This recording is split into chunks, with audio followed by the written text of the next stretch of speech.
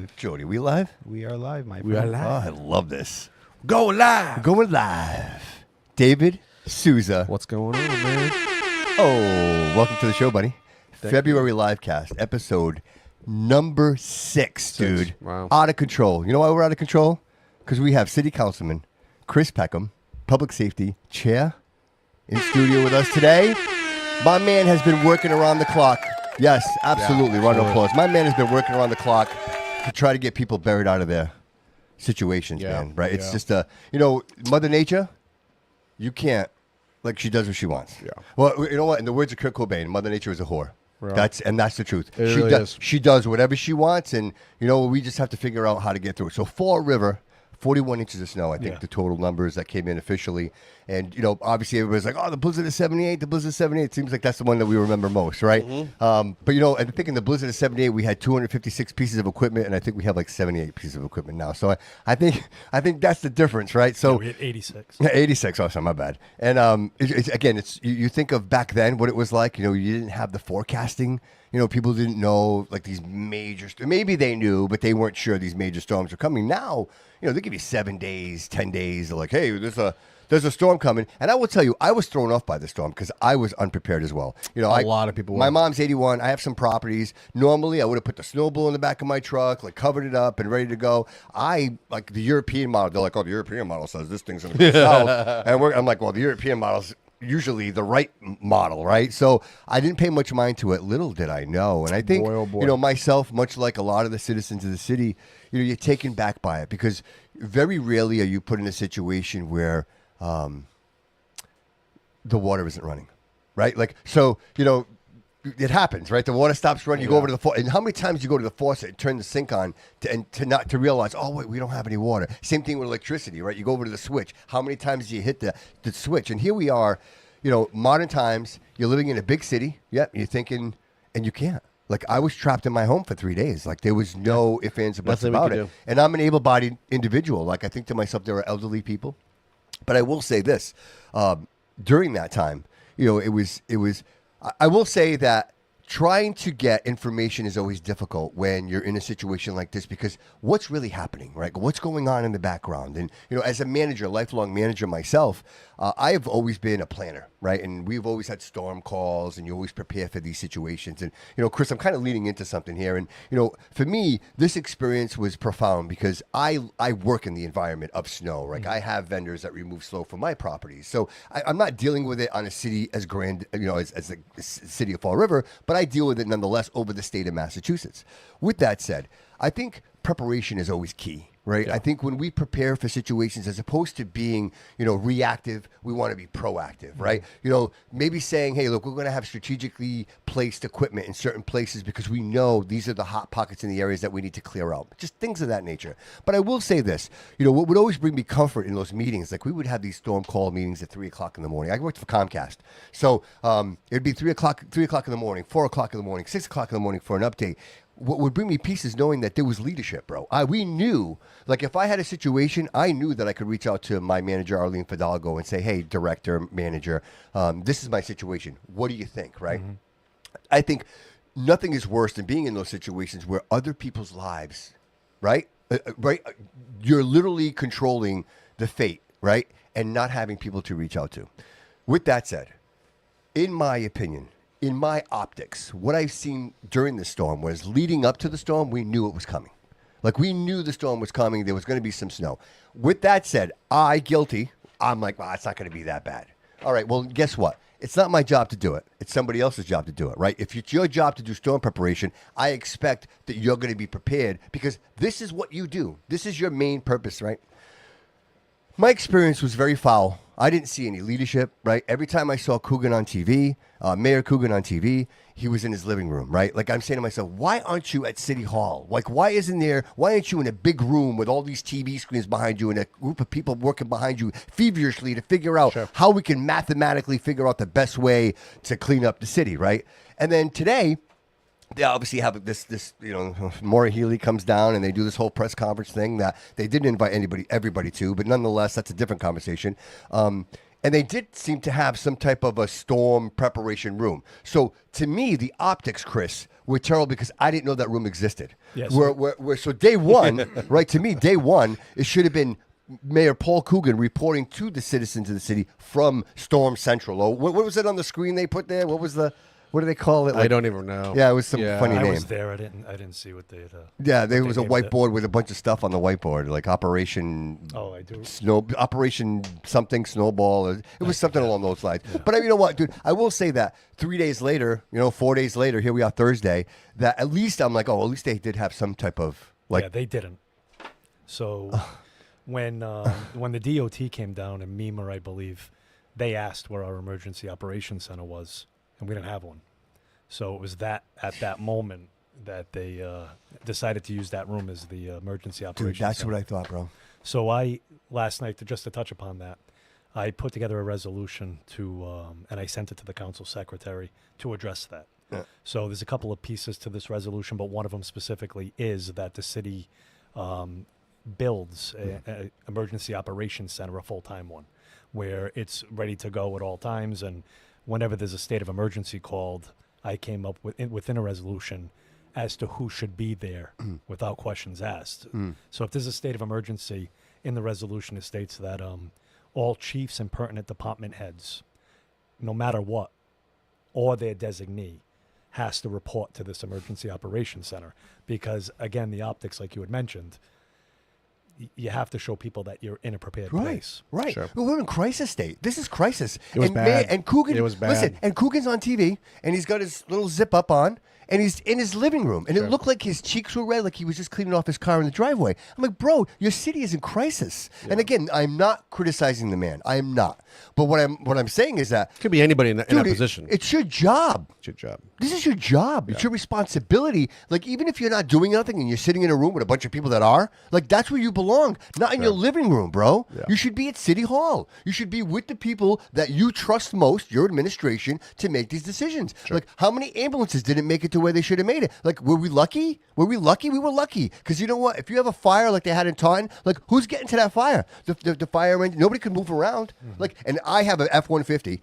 I went to pick up David. I almost didn't make it here. Like, the roads are so narrow. Yeah. So if I'm an ambulance and I'm an emergency vehicle, I'm not going to make it.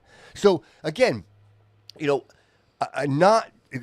want to be in a situation where, like, oh, well, Coogan, because this is larger and bigger than Coogan. And Maura Healey as well. Like, where is the pre-preparation, right? We should be talking about the snow in the spring. Like, that's when I talk to my vendors. Like, I negotiate my snow contracts with my vendors in the spring. I talk to my landscapers about the grass in the wintertime. Yeah. Because that's when you prepare. Like, these are the changes. These are the things that we have to prepare for. Correct. But when you see a situation like this where there's no equipment, like, Chris, where's the money for the equipment? If we had 200 and something pieces of equipment and now we have 80 pieces of equipment. So that number is private vendors as well. So that's people that volunteer. Say you take your F-150, put a plow on it. Yeah. That would count towards the 86.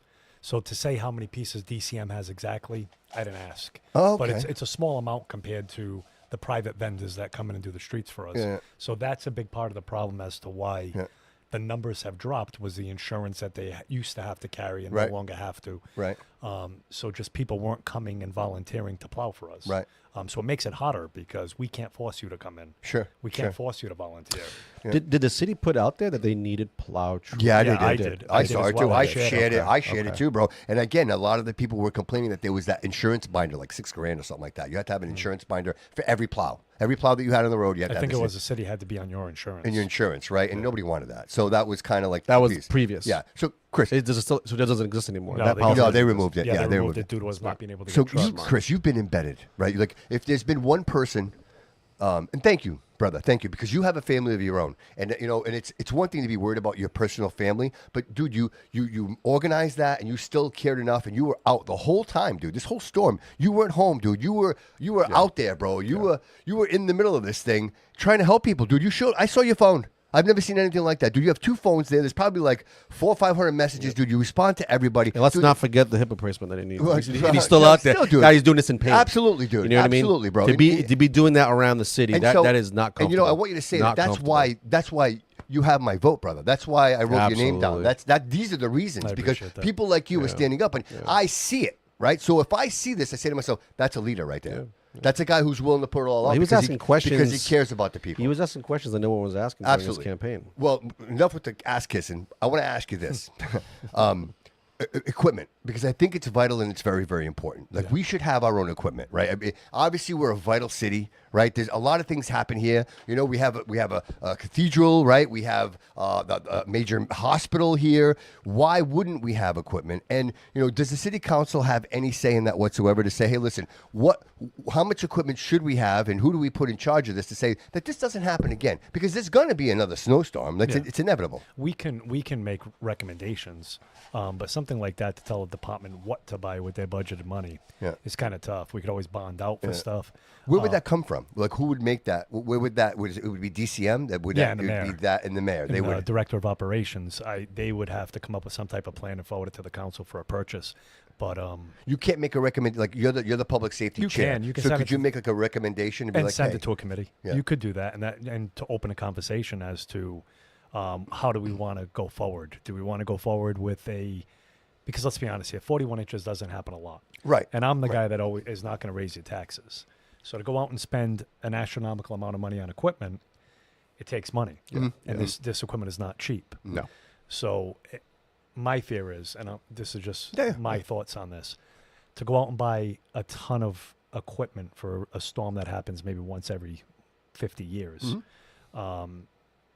I personally would have to look at it to see if it would be worth it. But what about the average? Let's say it's not 40. Maybe it's the average annual snowfall of, say, 30 inches, 40 inches annually, right? Yeah. Like, what's the average so that we can at least maintain? Yeah, because as it is right now, we don't even have volunteer plows, right? It's like, even if you don't buy the equipment, but you say, hey, we have all these people. These are their names. This is where and they're going to show up every time we have a snowstorm, and they're going to work for us. We don't even have that. Yeah, so if it keeps trending the way it is, we're going to have no other choice because we can't run 86 pieces forever. It's absolutely insane. Yeah, so maybe this number is based on, like you said, the inches, right? If there's a study where they're studying this saying over the course, trend it. Yeah. We have been trending less and less snow for years, forever. But I appreciate your wisdom. I appreciate your wisdom because the first thing you do is like, oh my God, you react, right? We all react, and my power went out, so I'm gonna go buy a generator, right? Sure. Like, and now the power doesn't go out for the next 10 years, and you have a generator that doesn't run anymore. Yeah, so I just don't want to spend money foolishly because there's maintenance in that. It's not just buying a piece of equipment. And it's not just maintenance. You have to purchase the vehicle. You got to update the vehicle. You got to house the vehicle. You got to pay somebody to operate it. Yeah. So it's money on top of money, and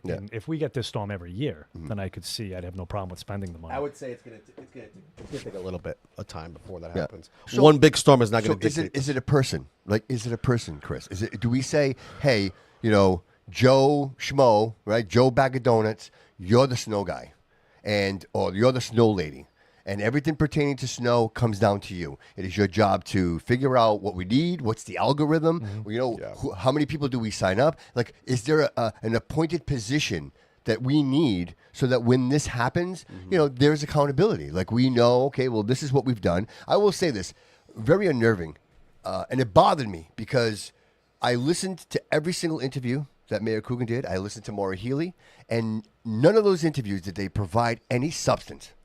Dude, there was no, like, everything was like maybe, and I'm not sure. There was no, like, you want my attention?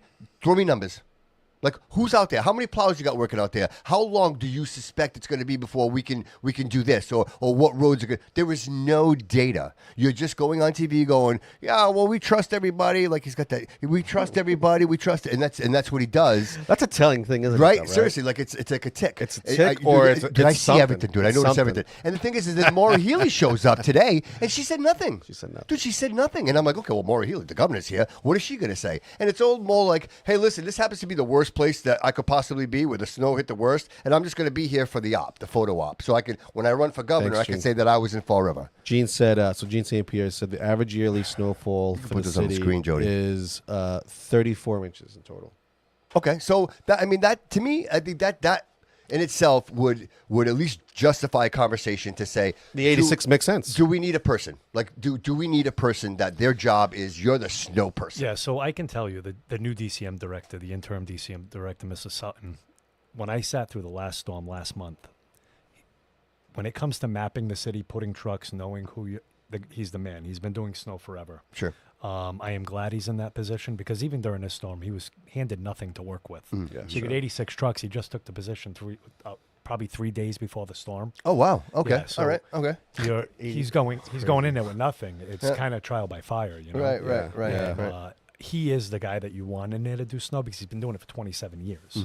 But logistically, if they had somebody else that worked for Mr. Sutton that, let's say during the winter, and that was their only job to, I don't know, go out and find equipment that, we don't have to spend millions of dollars on equipment, but looking at different options, looking at different pieces, looking at vendors, auction lists, removal, vendors. right? Removal. Where are you going to dump this stuff? Like, where's it going to go? What's the contingency for that? Maybe we consider a melter, right? So that we can capture the trash that's in this. Because, dude, you plow snow, all the trash is with it. Yeah, and that's the part that bothers me the most, bro. You know what I mean? Melters, I was doing some research a few weeks ago, and a couple of weeks ago, and the melters for two of them was almost $1 million. Wow. I think they were between $350,000 and $400,000 a piece. And what would that cover? I mean, you get to melt the snow that way you can catch the debris. Like right now, if you just dump the snow in the ocean, this is a movable object. Obviously, this is going up and down the streets. Yeah, it's like a torch. It's like a big oven. It just melts.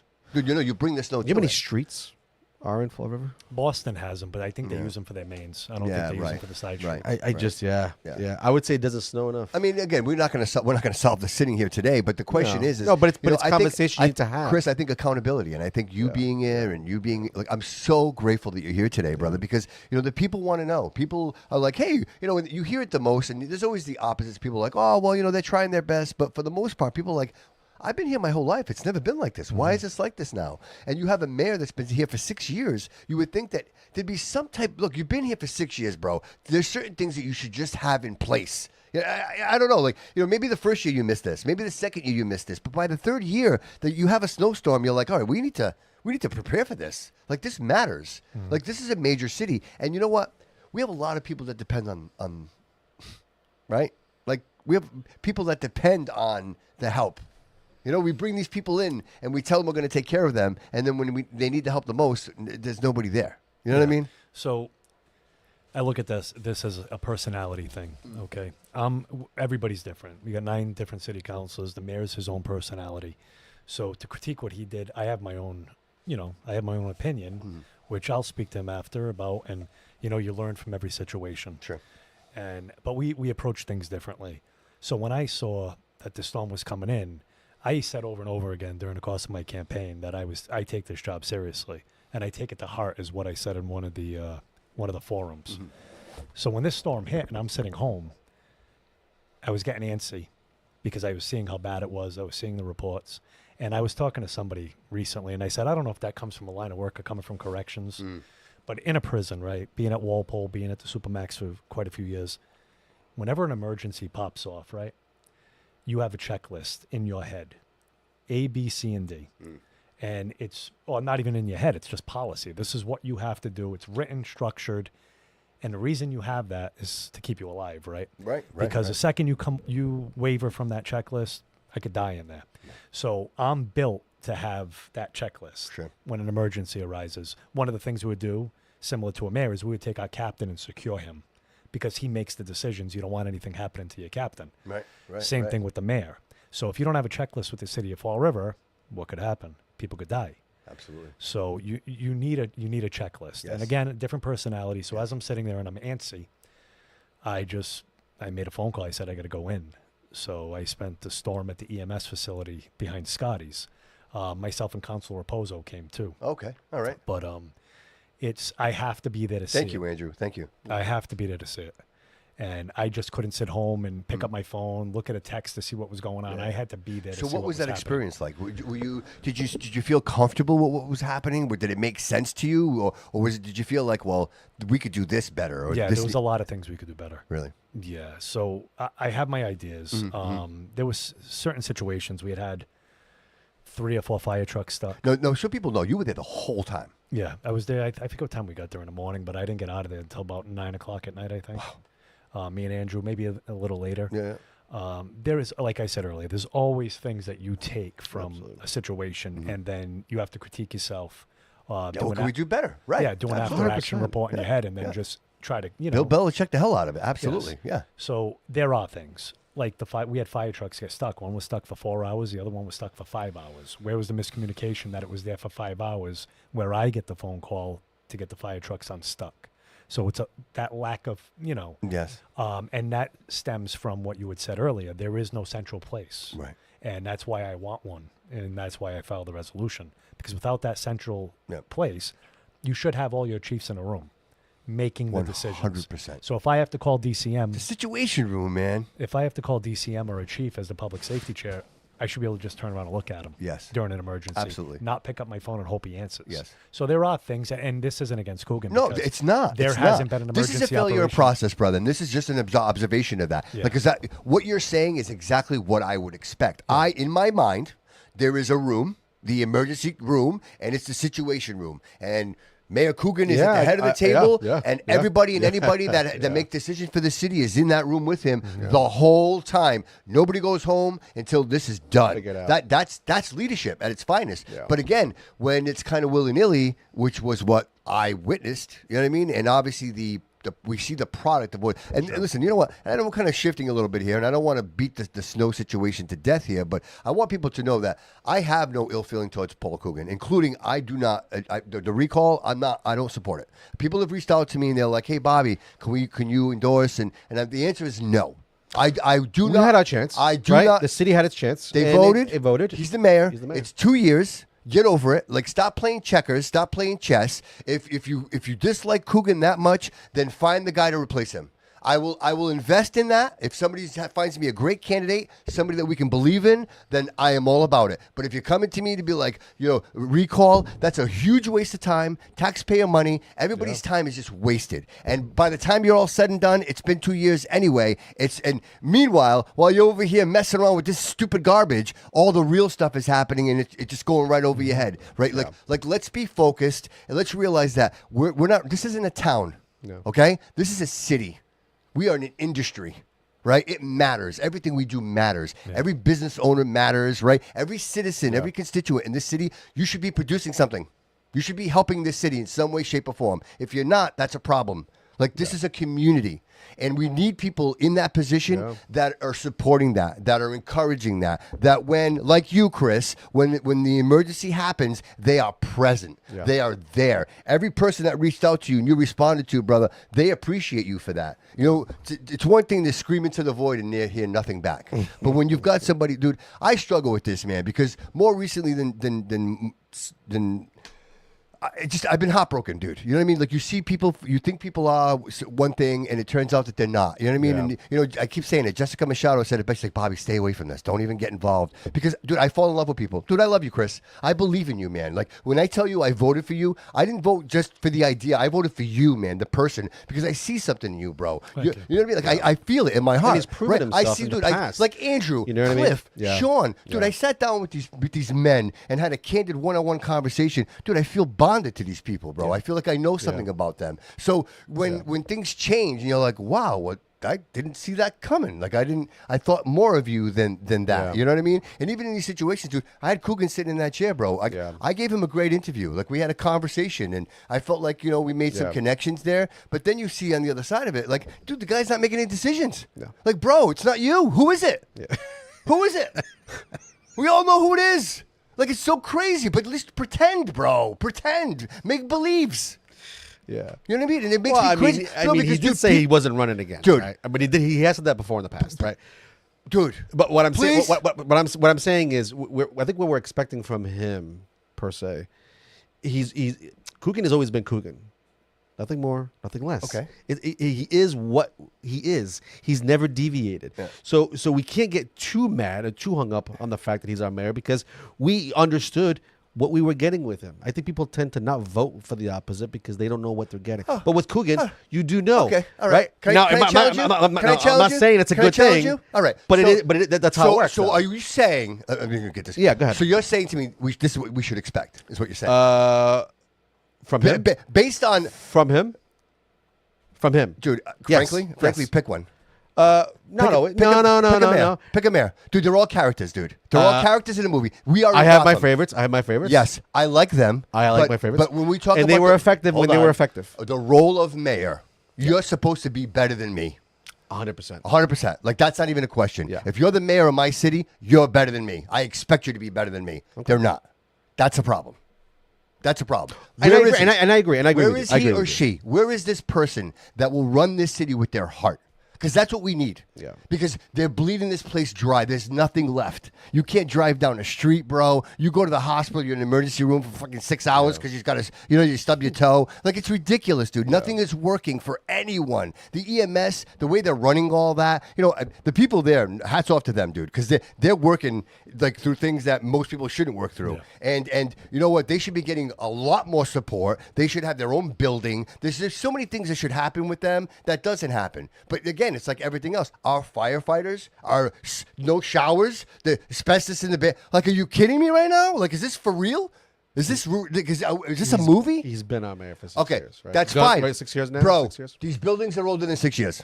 Okay? There were others that came before him, and they didn't do anything. Dude, one's extorting fucking owl apps. The other one is like police car with light. Dude, like it's like a dog and pony. Look, let's call it for what it is. Dude, seriously, bro. Like, it's a movie. It's a freaking movie.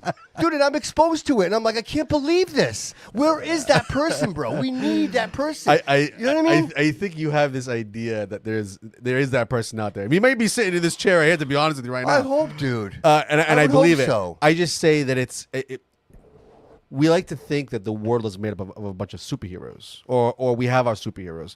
The problem is that that's not likely, right? We're living in a world where humans have weaknesses and they're going to act a certain way. We see this. People have patterns. And what makes them in office any different than you and I? They're going to fuck up. They're going to do things. They're going to do wild things. Yeah, but dude, everything? Everything? I would say I will disagree. I don't think it's everything. Okay, all right, great. I don't I'm think glad it's you said that. Yeah, I don't So, think it's everything. What's good? What's good now? Yeah. Right now. Right now. Well, to be honest with you, nothing. This is, in my opinion. What I'm saying, though, is when you vote for Coogan, you know what you get with Coogan. People didn't all of a sudden vote for Coogan and all of a sudden wake up the next day and be like, what? This is not what I voted for. No, this is exactly what you voted for. Yes. We knew what we were getting with Coogan. Okay. What I'm saying is, though, is that we all have, we paint a brush, right? We paint these politicians as if they're perfect. I grew up this way. Mm-hmm. In school, these were great men, right? Presidents, senators, great men. Mm-hmm. And we thought that they had honor and all of these things. Mm-hmm. And we forget that the fact they were humans. They all have their weaknesses. Now, whatever his weaknesses are, there's many, in my opinion. But what I'm saying is we expect perfection from them. And when they don't... Yeah, I totally disagree. No. I totally disagree. No. I totally disagree. You disagree. No, I disagree because I measure a man in his worth, right? So the things I do on my off time is my business, right? Sure. Like, so if I don't know, I like to do things that maybe I like to throw axes, and maybe not everybody agrees. I like to shoot guns. Nobody agrees I like to shoot guns. I do that on my off time. But when I'm at my job, I'm doing my job the best I can possibly do it. Nobody's going to do my job better than me. You are different, Bob. Okay? No, my point is, like, so you can be a politician. Sure. And you can be the politician, and you can do what you do over here, and that's your business. Yeah. But when you're working and you're working for the people, like, just step up. All man. right, so let me ask you another question then. Let's say we did have an effective mayor. Yeah. The mayor that we would classify as a great mayor. Yeah. A leader. There's still certain things that they have to do because of politics. I mean, you can't just come in and say, well, I'm going to change the whole system. Yeah. It's impossible. Okay. I think a good example of that is, and then I'll let Chris comment on this. Like, I think regardless of how you feel about Trump, he's a master negotiator, right? 100%. So whether you like him or not, at some point he creates a situation that you have to negotiate with him. Like at some point he creates like a bottleneck. And you can ignore him as long as you possibly want to, but at some point you have to negotiate. And when he sits down and he knows that he has you, rather than say, "Ha, I have you," he says, "Hey, this is what I'm offering."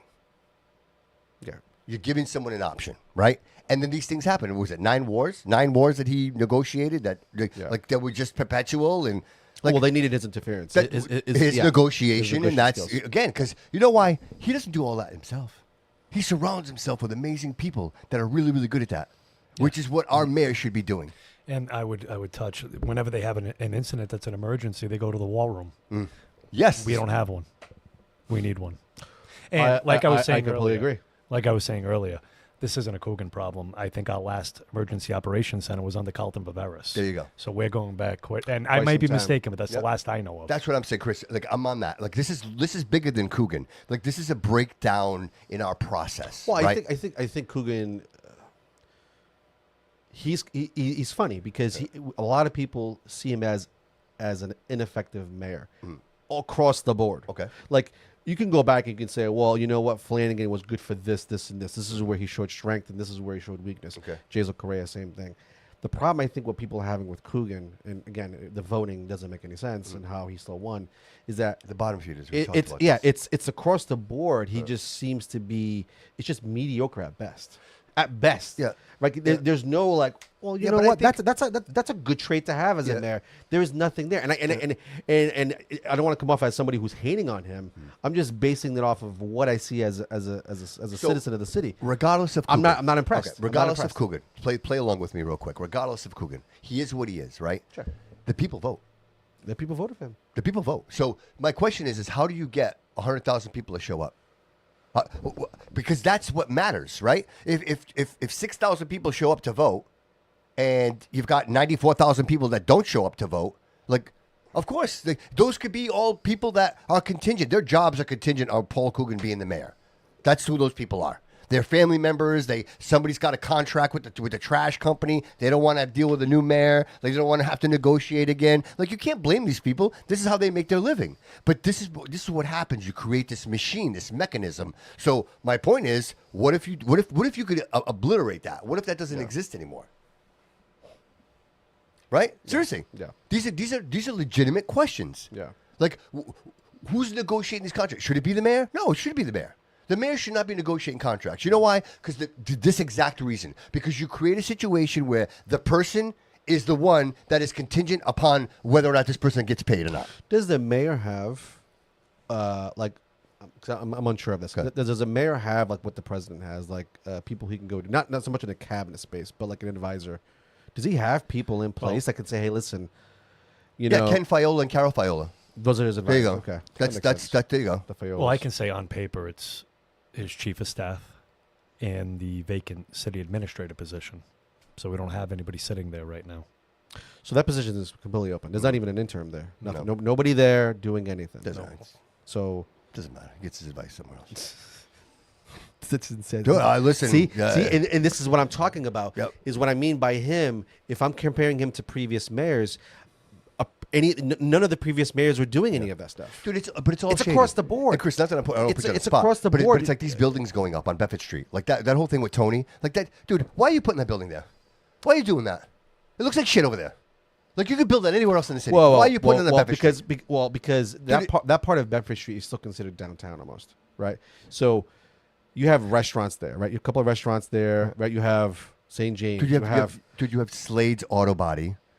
You have the mechanic shop across the street. There might be. You have the Salvation Army. There might be. You have the Salvation Army, and you got Empire Hyundai is your backyard. I understand what you're saying, but it's all about placing, right? You're right off the highway. You're right next to the government center. You're right there. So you have restaurants right there. You have everything you need is right there. You're close to the waterfront. You go down Bedford, right to the boom. You're right there at the waterfront, Battleship Cove. It's all about placing. So I don't think that's the best place to build that. I wouldn't say it's the best, but I don't think it's terrible. What they're trying to do, which is so bizarre to me, they're erecting all these new buildings, making these things look nice along the waterfront. We're going to have a few buildings that go there as well, right? Yeah. There's a couple already in contract. We still have all these older buildings just sitting there downtown. It looks bad. It's terrible. There's some beautiful buildings down there that with a little bit of like TLC. Try to figure out if we could. Yeah, but they're all owned by the same people. But bro. why aren't they being sold? Because they're owned by the same people. Dude, it's like 5 people that own every freaking building in the city. Yeah. It's One of them actually had to It's the give it up. craziest thing in the world. And It's bizarre. Guys, I don't want to be here like doom and gloom, but like I've been like this information is bestowed upon me, and I'm like, really? This is what it is? Like this is what it's become? You know, and it's almost like it's unfortunate because it's almost like this is the only way it evolved. Like it evolved into this. You know what I mean? And now you have a city that nobody shows up. There's no pride, right? Like you see people picking up trash off the street? No, I don't. Like people will walk by trash, they won't pick it up. I'll pick it up because I We love actually my talked city. about this last time. Yeah, I think you we were talked here. about You the were last here. time. Yeah, you were here. I think the majority of our problem is with the voting is nobody's from Fall River. Yes. They're transplants and they don't care. So for And me, how many are actually registered to vote? And not only that, we talked about this too. I don't know if we talked about it on the air, but I think we had this conversation. We had it on the air. So we were talking about how, like, if you get a summons to do jury duty, right? You have to show up. If you don't, there's a warrant that goes out that to you will be reported that you didn't show up for jury. It's a right, but you have to do it in a privilege. Voting seems to be not that as important, right? Why doesn't the same rule apply? If you're a registered voter, first of all, how could you be a citizen in this country and not be registered at all? You don't have to be registered to a party. You can be registered as unenrolled. Sure. Right? Why aren't they? Why isn't that? It should be a privilege and a right. It should be mandatory that you should have you should be able to vote. As an American citizen, I think when you turn 18, it should automatically happen. I don't think you should even have to sign up to vote. You shouldn't have to force people to vote. You should. I mean, what I'm saying is you shouldn't have to go sign a piece of paper to go vote. Right. You should at 18, if you were born here and you have there's a database that shows all this. Why aren't they just showing out? To your point, you're 18. yes, to your you point, can now go vote. Show your license. Yes. Show So your that license. works. Boom. There you go. I can prove that works. Okay. Because the reason that works is that everybody that showed up, their paycheck was contingent upon Paul Coogan. That's who showed up to vote, dude. Correct. Everybody that works, dude. How many people work for under his administration? It's what's it, a couple thousand. A couple thousand? Yeah, when you think of you think of like, from the janitor all the way. Yes, Okay. everybody that's under that thousands Probably. thousands of people. So all those Schools, people like, hey, this is because that's all, you saw it. Everybody that was holding signs for him were the people that work for him. They were taking their own time out of work to go hold signs. So if all the people that work for Coogan show up, dude, you win. Dude, there isn't a candidate that's going to run if people aren't if the constituents aren't showing up to vote, then you win. You win every single time, dude. We know who shows up every time. Absolutely, dude, and they know that. And that's why the arrogance. That's why I'll just do whatever it is I do. And what are you gonna do about it? Yeah. Because that seems to me it's what it's. What are you gonna do about it? Like this is it. Deal with it. Like this is it. What a terrible. You're right. He had ice knots. He went to City Hall. He had ice knots. Yeah. Like you didn't even wash his face. Like this is our leader. Yikes. Right? I'm like, he's got ice knots. Yeah. Again, I stand by. And you know the worst thing is, we weren't voting and for a again, savior. and I'm not. This isn't picking on Coogan show. We It's weren't not. voting for a But he's savior. like, they're not. Nobody's endorsing me. Maura Healey's not endorsing me. They're not, dude. And she's down here. They're hanging out. They go and have breakfast at the freaking New Boston Bakery. Why would you endorse somebody if she wasn't endorsing? If you ever want to have a conversation, why? with Makes no sense. any of these politicians, dude, just go to the New Boston Bakery. It's a free plug. They all hang out there. They're there all the time. All the time. That's where they hang out. Like I was at the Twisted Grill. that Actually, crew. you're right. I've seen a few of them. Yeah. Dude, New Boston Road, clean. There's no On the snow. plug. Yeah. They actually went there with snow blowers and they melted Nice all the little snow. area, huh? Yeah. They planted some flowers. I'm kidding. I'm totally kidding. I'm just being facetious. But it's true. asshole. But it's true. Chris, amazing dude. Like brother, I just want to get into this just a little bit more. Is the preparation. I think your interception, you being involved, was something that others didn't expect. And I think because you showed up, that motivated others to be more involved. Would you say that? Is that fair? No. As far as other elected? Well, just, maybe people being like, wow, Chris is here. Like, So I'm me. So I knew that once that storm started, I was going to let everybody know what was going on. And that's how I was the first time I was a counselor. Yeah. Excuse me. everything I knew was from you. Like, that's my feed. Yeah. Everything Yeah. I knew. So yes. every time I got a piece of information, I shared it. That's what I should be doing. I take the job seriously. I know, like I said, Council Raposo was with me at the EMS headquarters, and a huge thank you to Council Canuel. Council Canuel jumped on an ambulance and was helping the paramedics carry bags, backboard, shoveling. Oh, wow. What a guy. So Wow. we have a great council. We do. I agree. And when you put yourself out there like that, I know myself. I don't think of myself as an elected official. It's weird when people call me counselor. I say it all the time. I'm just a Fall River guy. Like, I want my community to be safe. Yeah. So as I was sitting in that house during the blizzard, it was eating at me. Like, I'm sitting here. I can't sit here. And I can tell you, Canuel was feeling the same way because he told me, I can't sit here anymore. I got to go out and help. Yeah. When you have a council that goes out and does that, you have a good council. Absolutely. Yeah. Absolutely. Yeah. Yeah. Boots on the ground. Like, just actually being involved. Absolutely. Actually seeing what's actually happening, right? Being Well, out the fact there. that you felt like it was almost like an internal drive, like almost something you can't even turn off. There's a saying that they have like in the military. It's a lead by example. Yeah. You know? Yeah. It's it's also the fight or flight thing too. Yeah. You get an emergency, you either run towards it or you run from it. Yeah, right. And right. Well, you've been designed to run towards it. Yeah, right. Yeah, and You've always been that way. I have. So in the I prison, mean, you have no other choice. You have no A guy choice. squares up with you. You can't run away from Sure. him. You got to go towards him. And I just, we were talking before the show, and I just, Yeah, I mean, and I hope you don't mind me mentioning this, but Chris, Chris has some issues with his hip. He's obviously has some issues with his hip, and we were talking. He's like, bro, I had to walk all the way down the fence in like 40 minutes. He's like, I'm shuffling in the snow because he can't lift his leg up and over, dude. Like, how much effort, dude? And what the conversation you had with yourself was, I got to get there. Yeah. whatever it takes. And he Well, I doesn't need just to had- be here today. No, he doesn't. Well, He doesn't. I got dropped off by the National Guard. Thank you, brother. Yeah. So Yeah. I'm just all But that about was a special ride, though, right? we went out. My aunt Lisa's the general. general. So she drove me Yeah. around. We went to go check on her troops, and She's I checked awesome. some of the. I'd love to troops. talk to her, bro. I'd love to have her come in. I can get her in here. Oh, I'd love that. She'd love to I'd come love on the that. show. Oh, that'd be amazing. Yeah. Let's work on that. But it's the optics of it. Yeah. Safety is created by how optically pleasing it is, and True. what I mean by that is, if you're a constituent at home, and we're going through a mass emergency, if you see your elected officials up there and they're there and they're telling you it's going to be okay, we got this, you feel more secure. And what did I say to you when you offered me to do this interview? You said I could StreamYard it from home. Yes. And what did I tell you? He's like, no, man, I'd rather be at the studio. And I'm like, hey, guys, I'm coming to pick you up. I said, 'cause- you inspired us all, dude. We're here because of you. Well, I said I've been out there the whole time. I'm Yep. not going to. I don't want to StreamYard from my house. Yeah, So yeah. I'd rather be here doing the interview. Yeah, me too, bro. Absolutely. Yeah. Yeah. It's funny because I feel like it's crazy how some people can't turn that off. Yeah. Right. For you Yeah, knew yeah. it was driven. You were sitting here like, no, I need to get It's out there. consequence, bro. You're living by the consequence. You realize that there are Well, consequences there's for people not that got into reacting. their car. Yeah. They went to go vote and they picked you, and that means something. Sure. And some Sure. people can see the importance in that, like why that's so important. Yeah, I owe 4,665 There you go. people effort. There you Yes, go. absolutely. So, Chris, real quick. So, you get this feeling, you get this sense. So, where do you go first? Where do you head first? So on Sunday, I went to the homeless shelter. First step in, because I'm very hands-on. So if I have to vote on something, I want to be able to say that I sat there, saw it, and know what's going on.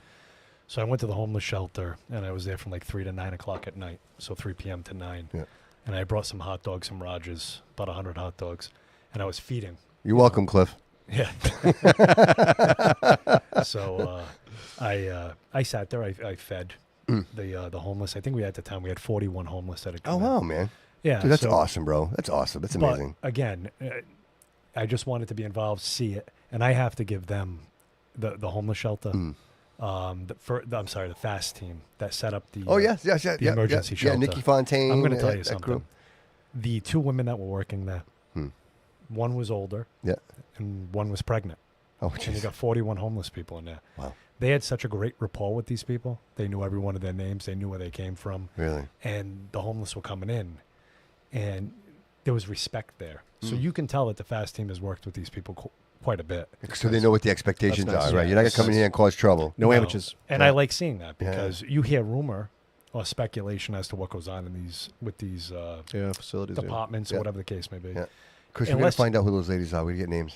We like to do something for them. All right. I can get it from Nikki. All right. But just to be there and witness it, now I have firsthand experience. Now I know what you know what I'm saying? Yeah, I know what right, they need. right, So if they come right. down before us, they need an appropriate, whatever the case may be. Yep, absolutely. I can say I sat there, witnessed it, and now I know why they need it. Exactly. And then The the experience, bro. There's no, right? There's Yeah, no but- substitute, bro. No, you have to go there and witness it. Mhm. So and not to get off track here, when I first got inaugurated, I think a week later I went and sat in dispatch for 8 hours. Actually, I was there for about 6. Sorry, just to watch. And I work there, so I know what goes on.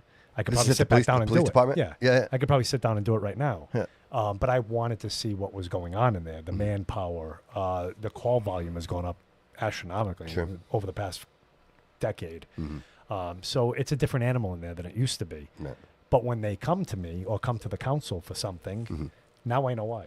Right. Like, Right. I was there. Right. I saw what Right. they're going through. Right. The last storm we had a month ago, I sat at the DPW and watched the whole storm. I was there for the whole entire day Yeah. with the director. And then this storm, I went to the homeless shelter on Sunday. And then during the blizzard, I was at the EMS facility on right behind Scotty's. Yeah, was that Slate Street? Corno. Is that Slate Street? Uh, no, that's not Slate. No, that's that's not not Slate Street. Slate Street's down the other end. Yeah, of the so city. that's Bedford Street. That's Corno. like 16th. Corno. Corno Yeah, Street. Corner Street. Yep. Yeah. But I was there for the storm. Yeah. Me and Councilor Raposo, we greeted the National Guard when they arrived. Well, that was my. I wanted That's to gotta lead up be- to that's that. gotta So be pretty cool, So though. yeah, at what point do you realize? Okay, we need the National Guard. Who makes that call? Who made that decision? EMA director. So when I was there, the EMS director was saying that she needed them. We weren't getting ambulances to calls. The roads were just too bad. And she, I guess, had requested them. I don't know exactly how it went down, but then it goes to the EMA director, Rick Agia. He's the chief, EMA chief. And he's the only one in the city that can actually call for the actual state of emergency, and the mayor signs off on it. Okay. But it has to go through EMA.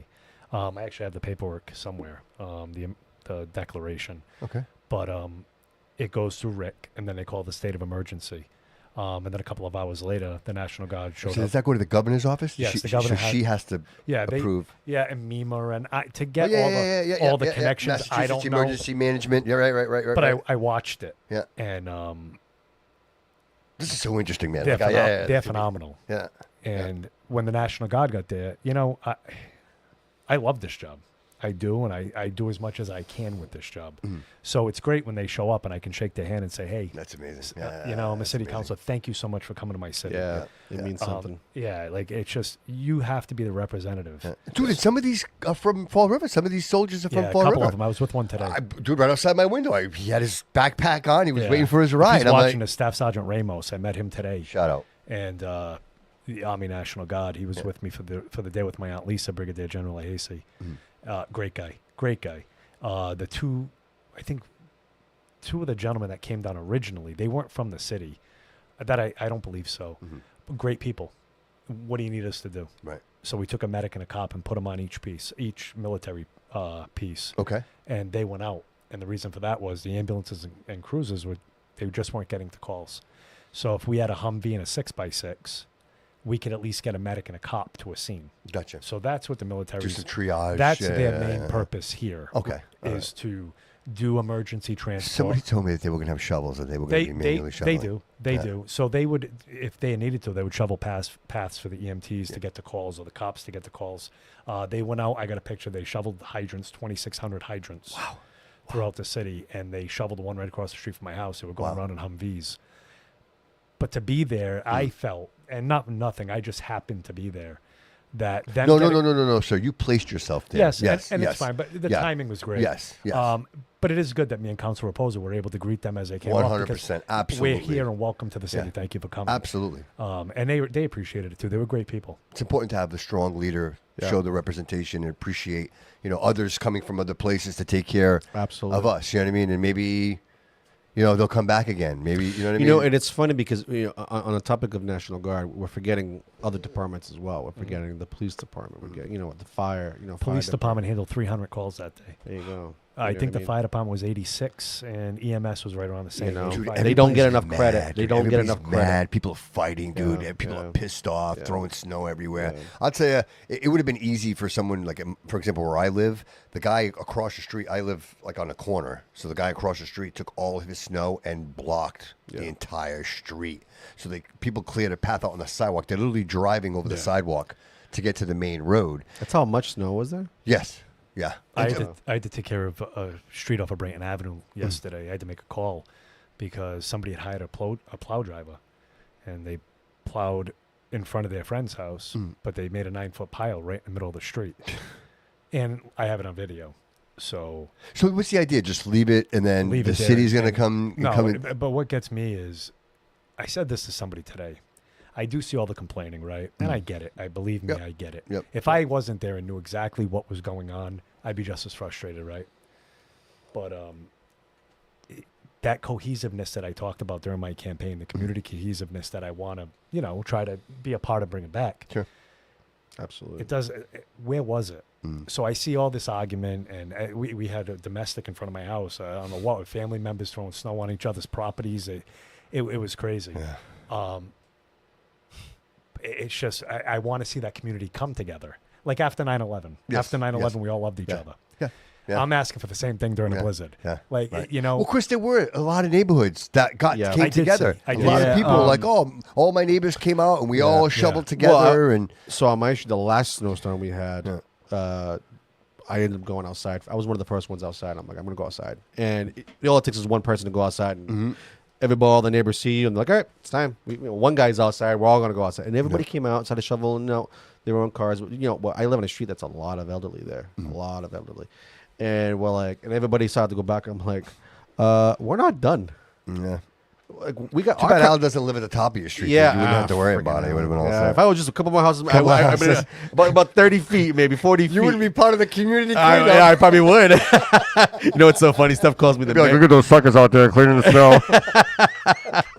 Steph calls me the mayor of Woodman Street because I know everybody in my street. Yeah. I talk to everybody. Everybody knows who I am. And I mean, it was at one point someone called me that night and they're like, "Dude, do you know anybody that can come out and bail us out?" I'm like, "I know a few, but I can't call. I'm not gonna whatever. I'm gonna call some of my other friends that have some businesses, construction companies. Sure, and sure. They couldn't make. Well, it. that's. We got I'm somebody so else glad out. you brought that up, Chris, because I don't think people realize it. And I think we should talk about it. And that is the amount of calls you get, man. Yeah, Like, yeah. And it was funny. I we thought were talking about you. it, I thought and about said- you. I'm like, nah. And I'm saying to I myself, ain't doing look, it. you should have an assistant. Like, there Yeah, should be yeah. somebody helping you do that. But yet you do I that. wouldn't do that. Dude, you do that all on your own, bro. You are embedded in this, man. And it's like to get back to everybody, because the one person you don't get back to, bro, they're the ones on Facebook going, "Oh, he never got back to me," not realizing that you just answered 399 other messages from other people. So Yeah. real quick, so you get all these messages, bro. What's the response? Like, what can you do? Like, honestly, if we don't have the people, we don't have the bodies to move the snow. People are like, "Chris, I need help. Can you do something?" What is it you do? I forwarded all the information. So in the beginning, during the blizzard, it wasn't a lot of the calls weren't so much constituent calls because everybody just realized we're screwed. Right? Look outside. I'm not going to call them. Right. That was my thought. During the storm was more department heads direct trying to figure out what's going on. So I was getting phone calls. But as soon as that snow stopped, that was it. That was it. Yeah, it took off like wildfire. Wow. But I'm the type of person I got to answer everybody. Right. And if I did miss them, I apologize. But you saw the messages. There's probably man. close to Yeah, 400 yeah. messages on my 2 phones. Easy. Yeah. Easy. And I do try to get back to everybody, and I try to rectify every situation. And if I can't rectify it today, a lot of the people on Facebook can tell you, I tell them, I give them my number and tell them to call me tomorrow. And I'll try to handle it for you tomorrow. I'm not going to give up on it. I don't know. I love the city and its people. So as We much should as I can put. help it. It should be a thing where all the city councilors should have their personal numbers on display. Most of, I think. I don't know. I don't think. most of them They do. are. They're on the city I will. council I website. will. Yeah. Oh, so yeah. their personal cell phones are on there. Oh, Yeah. whatever cell phone they use. Or whatever's given. Okay, I didn't gotcha, interview gotcha. all the city Gotcha. councilmen, but the ones that I did, every single one of them, you guys all gave your phone numbers on. Interesting. Yeah. And there was Interesting. plenty of the councils were involved. Yeah. I know Council President Ponte was involved throughout the whole thing, putting posts up to let people know what was going on. I was in a car yesterday. There was a situation that needed to be handled in the city, and Council Pereira was calling, and Council Hott was calling. So it's good to see that everybody's doing their constituent services, which is 90% of this job. Because you think a lot of that is coming in because you guys are trying to fill a void. You think, right? Like, so I guess my question is, do you believe that your intervention would have been as necessary if this had been taken care of appropriately by the snow team, right? If we had a snow team and they were able to handle all this, would you still feel that you would still have been involved as the way you were? Not for nothing. If anything was easier, I wouldn't have to get involved. But yeah, maybe. Just to be honest, there wasn't much information going out there. And so I made it a point to do it because, again, if you're not putting the information out there and the people aren't knowing what's going on, it creates a panic. Yes. And you can't create a safe space with a panic. Absolutely. So if you're trying to keep the city safe, the last thing you want to do is get them panicked. Right. So I was trying to get everything out there, from court closings to school closings to you name it, I was forwarding it. Yeah. And that was the reason. And people were catching on to it because my page grew by over 100 people in a day. Yeah. Because they must have caught on that. Oh, this is I was live. putting This is the- where the You were information doing this when from. you weren't even like in office too. Yeah, I no, mean, I've always liked you've to always get shared stuff. things. You've always. It's kind of like Flanagan does the same thing. I mean, this is a man who hasn't been in office in quite some time. And people gave him a shit. Did you see that? People give him shit. He give him opened. shit. He opened for the store. I know. Hey, I shared it. I'm like, oh, he's open. Here you go. I shared it. You People know, are like, when how dare they? Why would you be open? And people are gonna go. I'm like, well, people could walk if they want to. I mean, it doesn't have to. Like, he's open. He's saying, hey, I'm open. Come. There was a drive ban. It wasn't like you It's can't a walk walk. ban. I Yeah. mean, if you can make it there without driving, great. Hey, And the it was thing is open. with that is at first I was like, why'd he open? Yeah. But then when I sat down, I'm thinking 7-Eleven on Robeson Street's open. That's- What does the isn't it product? considered- What does isn't the it- product matter? Yeah, Yes, isn't yeah. isn't he considered somewhat essential because of the medical there's- part of it? No, I don't know. No. I mean, I David's don't. like, he should be essential. I think no, he's dude, no, there's no essential there. It's recreational, bro. Yeah, there's none of that. But gotcha. you know what? Nonetheless, he opened, and you know what? I know for a fact that I was there about are to people say. out. I was about to say when I worked for the dispensary, they considered us essential workers during the COVID pandemic. Told you.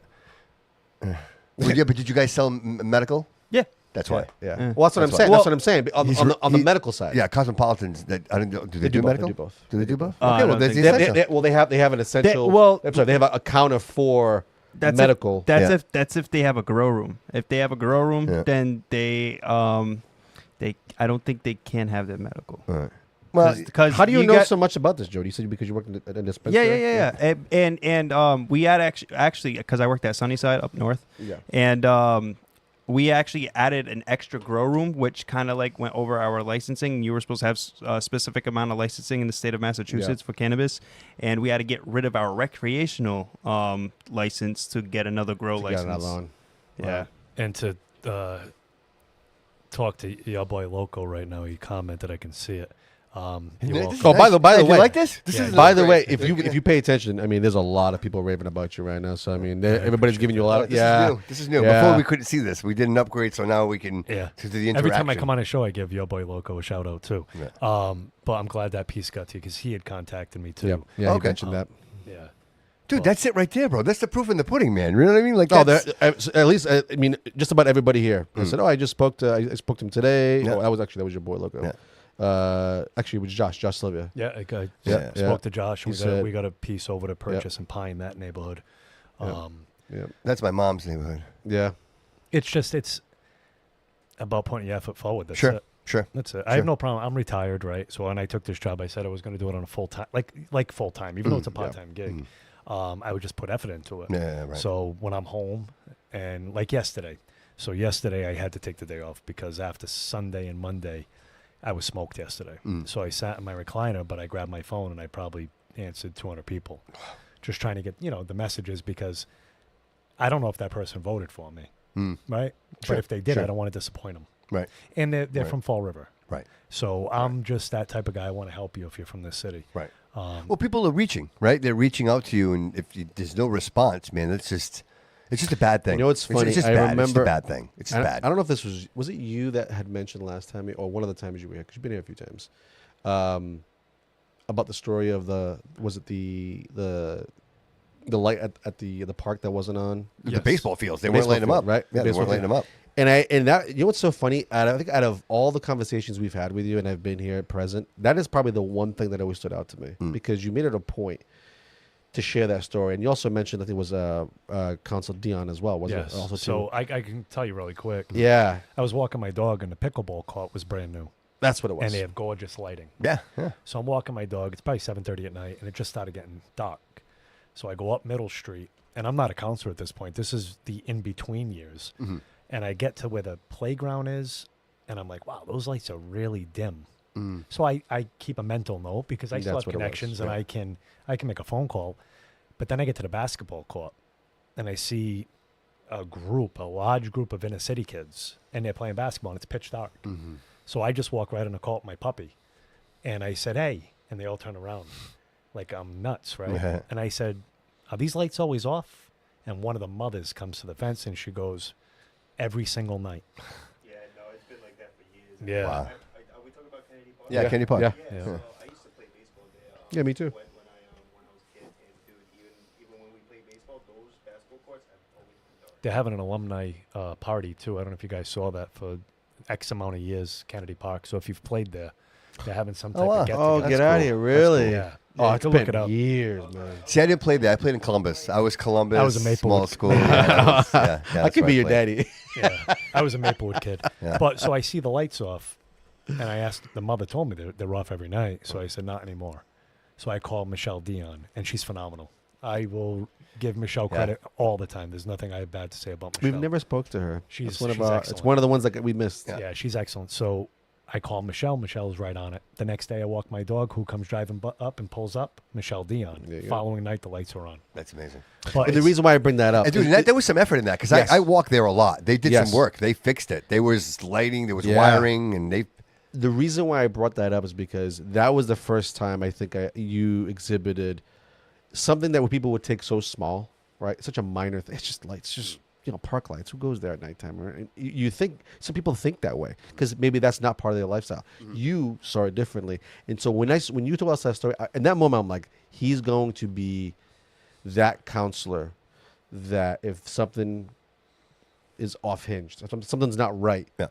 and he knows about it, he's going to make that effort to right whatever that is. Yeah. Well, right? the way I view it is Right. we have a basketball court full of inner city kids, Yep. Yeah, and we want these kids to strive, right? yeah. Absolutely. Stay there. Right. So Like play basketball. Yes. Right? Yes. And we can They do appreciate the them by turning tournaments on the there, lights. dude. I walk by there all summer long, and that park is packed all You know, the time. places like that is where like people like Bobby Bailey, right? Yeah, love Bobby. Love I him. love Bobby. Yeah. Great guy. One of my old I ones. went to school with him. Actually, you won't remember me probably, but this is back in middle school, and he was great then. He was a hell of a ball player, and those are the playgrounds that make the Bobby Baileys, right? Yes. Right. If you haven't seen him, he's an incredible basketball player. Like, He was a 14th Street kid. yeah, there you go. And it's but it starts off with those small little acts, right? Of noticing the streetlights are off, which in turn will keep the kids on the basketball court, keep them away from the garbage that's out there, give them something to do at nighttime or daytime, whatever. right, It's something. right, and right. just that little small act, what it can do for Dude, the future. even the pickleball court, You know what I'm saying? that is packed. There Oh, are yeah. a lot of people Packed. down What a there. So great I had addition. it- I'll be honest. When they put that there, I didn't know what pickleball was. Yeah, me neither. So I walked down Not gonna lie. there because I live right across the street, right? Yeah. So I walk my dog by it all the time, and I'm like, it's actually a pretty cool game. It's very, Dude, and everybody can play it. It Yes. doesn't matter, like yeah. male, female, small, tall. It doesn't matter. Like everybody's. Maybe that's why I like it because this is the unathletic version of Yeah, it. right. We're gonna have to play. I have some. I got some for Christmas. We should do it. I I've have never about, used I them. literally have about 60 pickleballs in a bag at my house. Really? Because we'd find them every day. We'd go walk the dog. Dude, we should play. You can have I'm them. down. Oh, we should play. Should I go? We should go. I'd love to do that. But It's gonna have to be Councilor after Pozo surgery. just commented too. What do you? What's he got? He said, Put him on the screen. great work, Christopher Peckham. Yeah. Nice to be working with you. Great Yeah, work you for guys are too, great but- together. You guys Yeah, are great together. He's a good counselor. Yeah, you guys. I see you guys working together, and it's important. I wanted to ask you. You know, obviously you've been doing the city council thing for a little bit now, right? And it's been a little different, right? And when I say different, I mean, you know, obviously the council president has changed. You know, you go from one maybe rhythm to a completely different rhythm. You know, School committees change as well. Yeah, but I appreciate Cliff because he's very like. It's like every word, he's very strategic with every word that he uses, and I appreciate that in that role. How do you feel about it? Like, do you feel like the rhythm in the council is a little easier to? So I only have Cliff to compare to because when I was a city councilor in 2020, Cliff was the president. Oh, okay. All right. So- All right. And he's the president again, and I voted for him because I liked him the first time. Gotcha. I like the way Cliff operates up there. He makes it look easy. Yeah, he's a There's student nothing of easy about that. No, There's he's nothing easy about He's that. definitely educated on Yeah. parliamentary procedure. and, Yes. You know, he knows what he's doing. Yeah. And I had no problem voting for him. Mm. I think the council right now is a good council. So if you go right from, I'll use Linda Pereira. She's been there forever, Mhm. but she's great with constituent services. Everybody has their niche, right? Sure. And you have Councilor Kadim, who's the budget guy and works for this. Right now, you have 9 councilors Mhm. that all have their own attributes. Public safety. Public safety. It's what I did my whole life. So, Yeah. I So everybody view has like, everything their from that. expertise, right? They're offering their expert. Not only are they the council, but they're also, we see it. We've seen even with the school committee, right? They've been Yeah. doing a lot of these chairs where they're actually holding accountability, right? They're having these accountability meetings where you're like, oh, okay, that's Ken Pacheco. That's what Ken Pacheco looks like. You know what I mean? So I think the more, so and these are things that I didn't see before. Like I didn't see any of this happening. So I'm very grateful for those chair meetings that you guys are all having now. Because to me, I think that's where the magic happens, right? You know, obviously the city council meeting, we identify the issues, and now you guys say, okay, I'm going to take this and I'm going to go do this over here, and then we'll reconvene, right? And so do you feel like that's a full process across the board? Yeah. Yeah. I think everybody has the mindset on the council that they're going to move forward. You know what I'm saying? Yeah. So I had my first public safety meeting scheduled for this past Tuesday, and I had to cancel it, obviously. So I do want to let the public know that I am going to reschedule that ASAP. My goal is to get 1 to 2 meetings a month. Okay. I have a lot of items that are tabled I was within going to my ask you, what committee. are some of those agenda items like for this first meeting, for example? So one of them I can talk about is some of them are children. So I don't like to dead file anything, which is take it if it's so old and throw it out. Okay. If it's already been rectified, or I don't think it's an issue anymore. Like if you go down there and it's the curb has to be fixed, right? It's a public safety issue, whatever the case may be, and it's fixed, I'll dead file it. Okay. But some of the items within my committee were children's safety related issues, like walking to school, traffic related issues. So I'm going to hold all them in a separate, all together in one meeting. Yeah.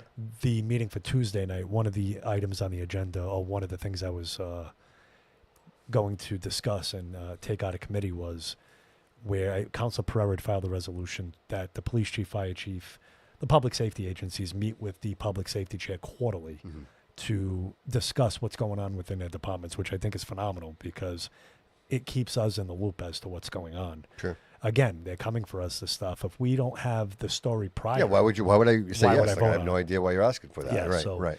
it's the agenda for Tuesday night was going to be quick, but I would like to address all of the items, most of the items within my committee. So So, and even like we were talking about, like the emergency room, right? That Yeah. the what we would call the situation room, Yeah. right? That could be used in like for so many.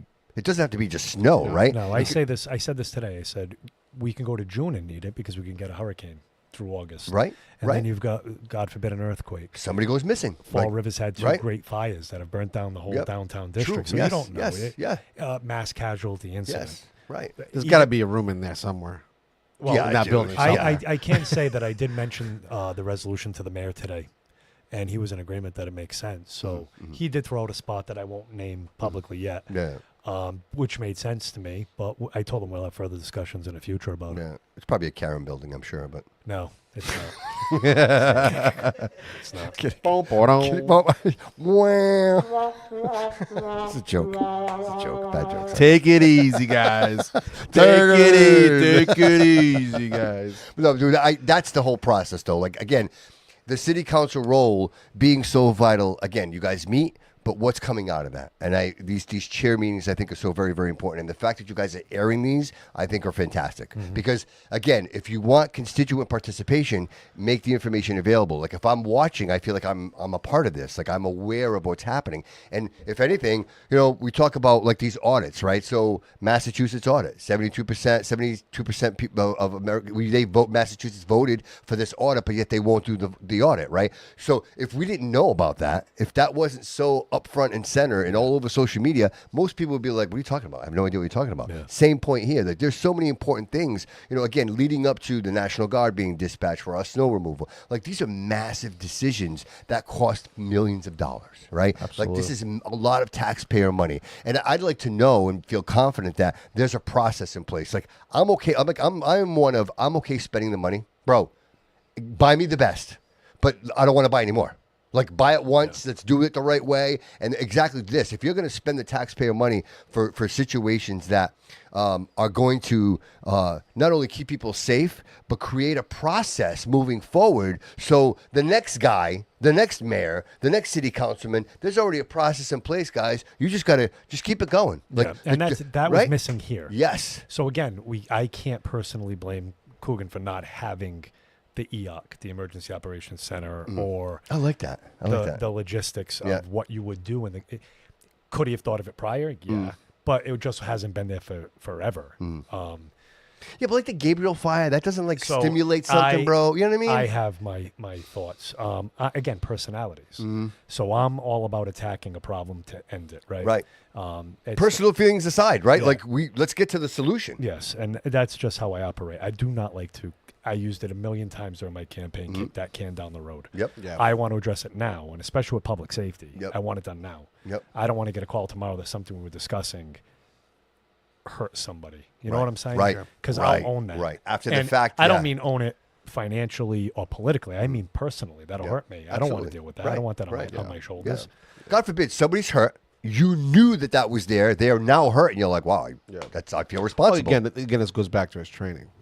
The way he was trained, in the prison system, if you don't do things the Yeah, way but it's supposed you know to. what though? That's fine. Okay, fine. I'll agree with that. But there's something about the person. Oh, 100%. It's the No, person. no. dude. Listen, you know what I mean? I believe the process. I is important, completely bro. agree. But there's something inside, bro. I completely you have agree. To, dude. There is something inside you, brother. You have that fire. You care about these people. Yeah. You realize that there are people out there that can't fend for themselves, and that's the majority of our city. Like we are a city of hurt people. We are people. We have Cannon Boulevard, the Milliken Apartments, like those buildings. Who lives in those buildings?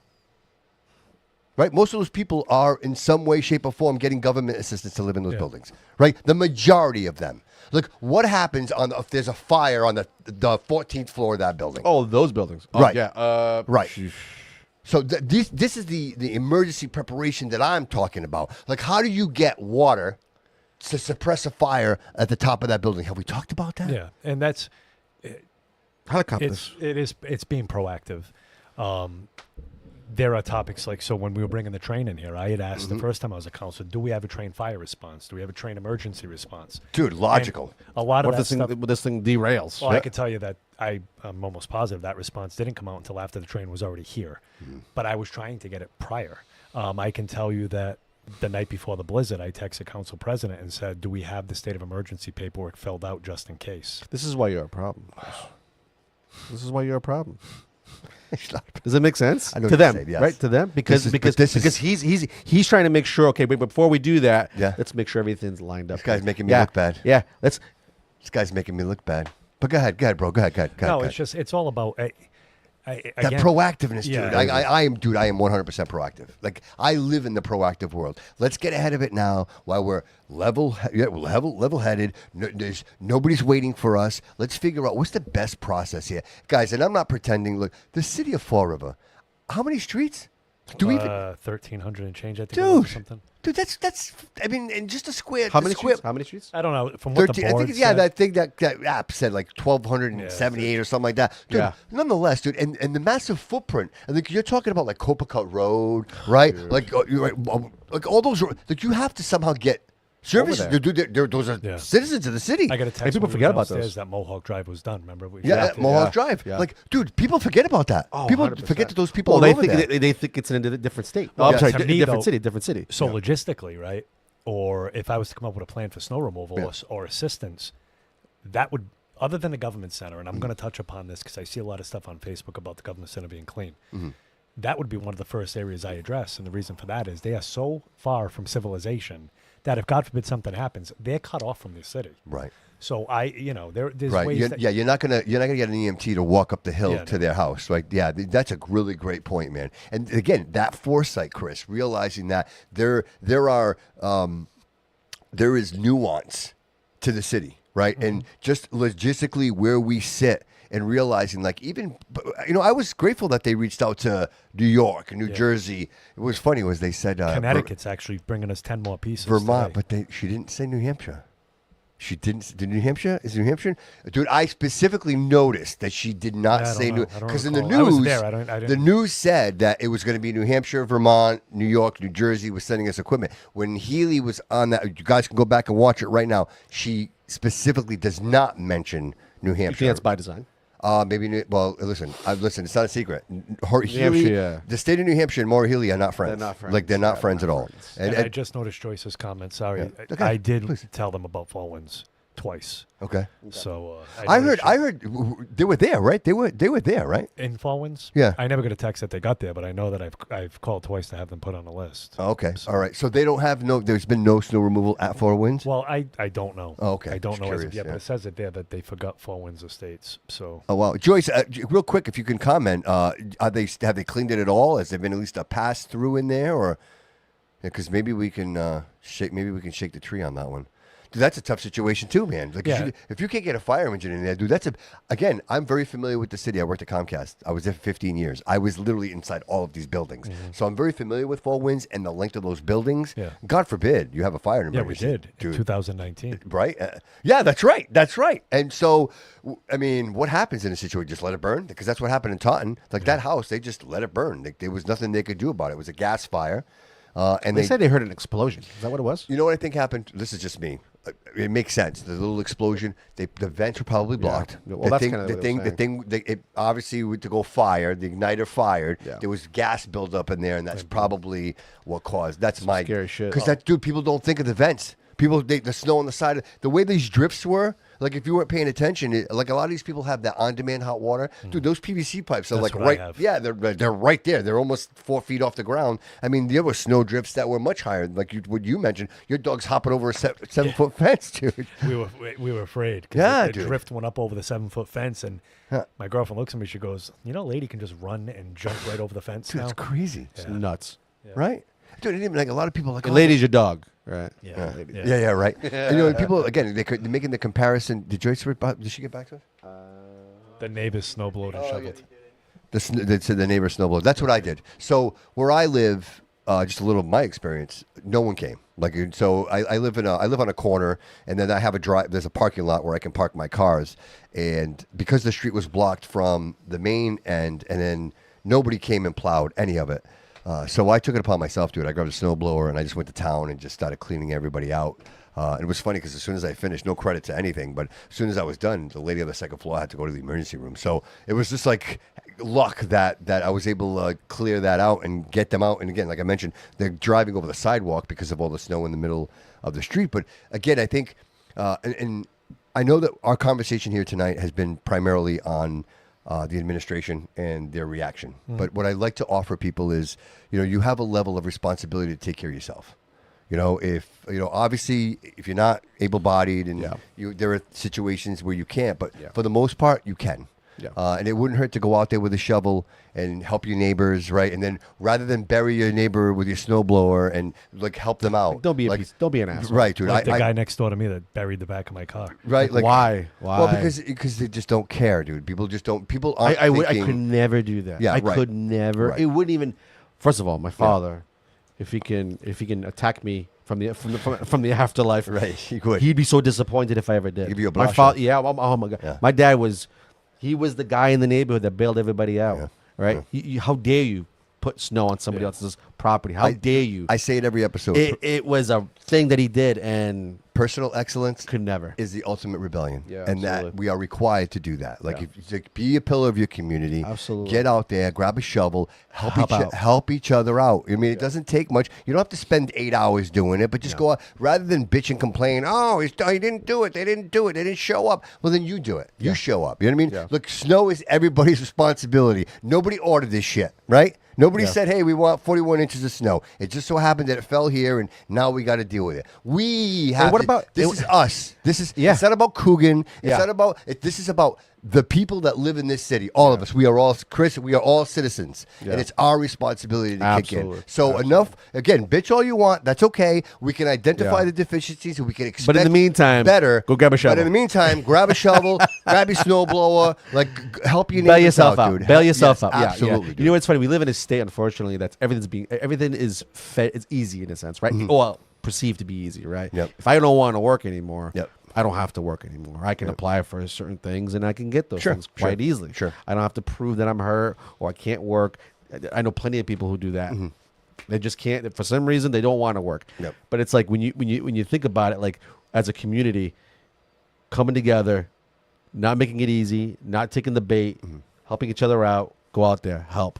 I mean, there's so many people who are unable to pick up a shovel Yeah. and snow out their cars and get themselves out of a mess. We were on my street, and I've seen plenty of other people do it from different cities and in our cities, getting in there, help each other out. Yep. Because at the end of the day, if you solely rely on government to be there for you That's what I'm every saying. Yeah, step you of the become way, dependent. You become dependent dependent, on it. Yes, yes. and you forget Yes. how to be a human Dude, being. That's what happened to me. I'm not gonna lie, like on my street, dude, it was very wholesome. All of us was all out, like That's awesome, shoveling bro. each You're building- other, yeah, you're like, building- and shoveling each right. other out and stuff Yeah. like that. Why not? You know, and we was making sure we was not getting the plows way and stuff like that. You know, it was just, Yeah. it was very wholesome. Yeah. Again, honestly. my experience, and I say this because I'm not embarrassed.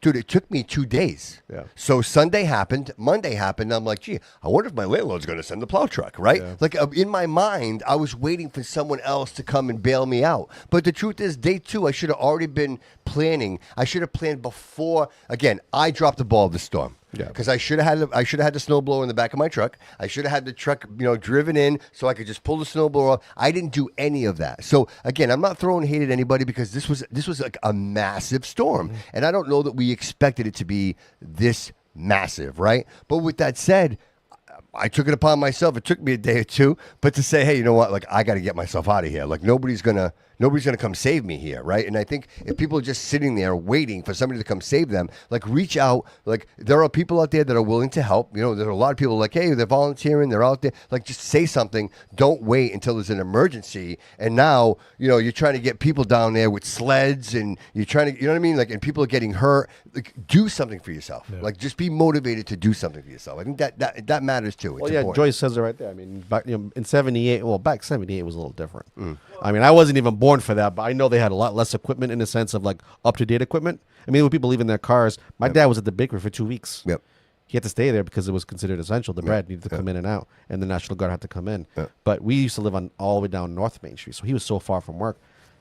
Snowblower. Yep. They picked him up. They brought him all the way down there. Every car that was caught in that storm was left there for Yeah. weeks on end. Sure. You're not Sure. seeing any of this going on. Yeah. So I mean, even though we had 41 inches of snow, it's a whole lot of snow, and we had probably less equipment than they did. Agreed. Somehow Right. we managed to be a little bit more efficient. It's because our technology. It's because Yeah, our we technology. became efficient. You could definitely see there's a big 'Cause difference between 78 in 78, the way we they do didn't have things a. today. They didn't really have a They warning. didn't know. They didn't know. They didn't know. All they Correct. had was radios, landline, and TV. We have our phones. Yeah. We Yeah. can get real time. instant Real transmission. time. Well, they real had time. they I had can radar. call- Jody, it- listen, it wasn't stone. We weren't chiseling stone, bro. There was radar. I said you guys had landlines. There was- I gave you guys There benefit was- of the doubt. There wasn't the Ten Landlines. Commandments. Listen, there was radar. You know what the discovered problem fire, was? No, fire, hold on. fire. The problem was, Jody, we didn't have the advanced warning. Like we knew Yeah. they saw it come. Yeah. But it was But too late. what I'm It trying to was say, too late. what I'm trying Yeah. to say is that type of like for an example, yeah, you guys had radar and you guys would see it on like the news or hear over the radio, right? Yeah, yeah. But that, like for an example, you have to call your friend in Brockton. That would take like probably in total 20 minutes when it would take me 2 minutes now. Yeah, a text You know what I'm message saying? or yeah, You get what the I'm stream saying? of information. That's a good point. That's a genuine. We good still point. had phones then. No, that's what I'm saying. We No, did. But he's landlines. saying, like, you could Landlines. text, you could It wasn't text. really like the like, power of. like It very took you 20 mobile. minutes. It took you 20 minutes to phone Well, call. because you had to do the Hey, circle. I'd say so. That's about 3 minutes. This guy said 20 minutes. It was faster than that. I promise you. And then ringing. This is then- what happens. Wait, hold up. And then ringing. Then they have to walk to their phone. What if The they're struggle upstairs? was What if real. they're Yeah, upstairs? did you ever have a landline? Yes. You did. Yes. Because you're talking like as if you never operated one. I have. I have. I have. I've sure? Yes. All right. I grew up with Was like it the- 90s, 70s. Yes, Was it I actually the- had one of those too, but then I ended up getting the button one. So real yeah. quick, we're an hour and 20 minutes into the show. If the audience, I want them to let them know if they want to communicate and they'd like to ask some questions, just scan the QR code on the screen. It'll bring it up on your phone and just ask you to select receiver, and then Jody will tunnel you guys into the show. Do we find that the phone number is too cumbersome? So just, again, scan that code on the screen, and it'll bring you right in, and Jody will drop you right in, and you can ask Chris any questions. Or David or I. Like, Actually, yeah, we actually did have someone did call in. They left a voicemail. I don't know if you want to. well, they're probably going to do that. I'm using my phone for the wide camera because my other phone. I think it might have is on been the one fritz. of our famous guys, one of our good guys. Oh, called. yeah, He yeah. left you a voicemail. He said. Right, well, he should scan the code. I told him. I told him. like, Tisha. Hey, Tisha. Scan the code on the screen. Dude, it'll sound phenomenal. It's just it's you know what? It's the technology. It's the way to do it. The phone is just it cuts in and out too much, and I don't want to put him through that. No. And it just sounds like crap, to be honest with you. Yeah, We right. had some issues last week. Right. So other than the storm, Yep. what have you been up to lately, my friend? Let's get a little dive into Chris' world, a little bit more of a what's happening in Chris's world. Other than work, Dude, nothing. nonstop. That's pretty much about it. That's it. No, I don't buy it. Yeah, I don't buy dude, it. I see it. I see it. Well, what When Chris Well, falls he asleep. did have a birthday. When That's Chris all I falls know. asleep. We That's right. did, and we did celebrate, and it was an amazing night. And I just want to say that anytime I get an opportunity to hang out with you and the group, it's just it's always an amazing time, bro. Yeah. Like it's one thing to hang out with people too, but you guys genuinely like being together. Like that's the one thing. Sometimes I know you guys know I'm sitting by myself and I'm just like looking around the room and I'm like, these people genuinely love being with each other, and these are the people that are running the city. Like that to me, that's the goal, dude. That's the genuine in it all. You know what I mean? Like you're not acting, you're not pretending, dude. You give a shit. You know what I mean? I just got sidetracked by the Jody Joe bum dimes. Yo, I laughed at that. That was so What fun. happened? I don't know. I bummed dimes for payphones, I guess Joyce said. Oh, jeez. I guess I used to bum dimes for Well, payphones. it's better than what he used to do for beer money. We won't talk. We're not going to talk about that. But yeah, we outside. I'm home. You Yeah. know, I don't do much other than the city council stuff. I've been making it a point to go to the government center during the week and get some work done. Gets me out of the house. Yeah, absolutely. But People see a face. Yeah, the weekends. part. You see. Yeah, Saturday night, right, Typically the brew house. I like that place. Yeah, me too. Nick has a very Me good too. establishment Me too. there. Yeah. He's been doing so good. Dude, and with Marco's always doing that. You know what I mean? Like Yeah, he's he doing just those sent me another Sinatra awesome night tonight. events. Yeah, I dude. just got it. That's my boy right there. But that's what I Sinatra like. Elvis, too. He's doing an Yeah, he's Elvis got a event, too. Sinatra coming up. And then St. Patrick's Day. That's right. That's another event. When does that? What day does that fall on St. Patrick's? 7th? Is it 7th? Is it March 7th? Is it March? Yeah, 7th? it's March 7th. Yeah, So 7th. what day is that? Like what day of the week is that? It's a Saturday, right? That's Thursday. We're gonna have to find out. I'd like to be there for that St. Patrick's Day. I usually every Do a live year. show when there. I'm not going to be there. I'm going to be with Warrack. Mm. I'm shooting. Warrack. Yeah, I'm shooting a music video Did you for hear them. the new song? Sounds really good. From Warwick? From Warwick? No. Like it's legit. It's not like I know the funny stuff they do, but it's legit. It's Okay. Actually, you know what's funny? I did see Billy. It's a Saturday. it's a Saturday. Oh, it is a Saturday. Yeah, that'd be a great time. I did see Billy do. He Would you posted be a up for that? video. Would you guys be up for that? What's that? The brew house, St. Patrick's Day. I might be doing a bar crawl. I'll that get us day. a I don't know. table. I gotta see. I'll get us like a table. I could probably meet you after though. Yeah, we'll be there. We do the bar crawl starts like I'll meet you Early in the after my morning. music video. we start early, guys. I know Marco wanted to call in, but I'm not on my phone. So if you could Marco, scan the barcode, bro, and we'll pull you into the show, dude. We need to know what's going on this weekend. I know he probably called me like 3 times. I'm not using my phone today, guys. Yeah, so. no, I'm yeah. not. I'm not seeing anything going off on your phone over here. Yeah, I actually put it on Do Not Disturb. So is the QR code working? It's right there. Yeah, but is it working? Did we test it out? Yeah, we tested it. If you scan it, it brings you right in. You just and you select And receiver. Just select receiver, and then from there, what happens? That's it. It goes right through. by Dude, it itself. sounds amazing. All I gotta do is click it right hand. It literally sounds like they're in the studio with Yeah, us. Cool. Yeah, it's great technology, dude. It's just it's next level. It's just figuring out how to use this stuff, and Yeah. a lot of people don't realize it. You know what I mean? It's just a easy scan. It's easier than dialing the number. That's for damn sure. No, 100%. Yeah. Yeah. So I want to talk about it. Did anybody watch the State of the Union?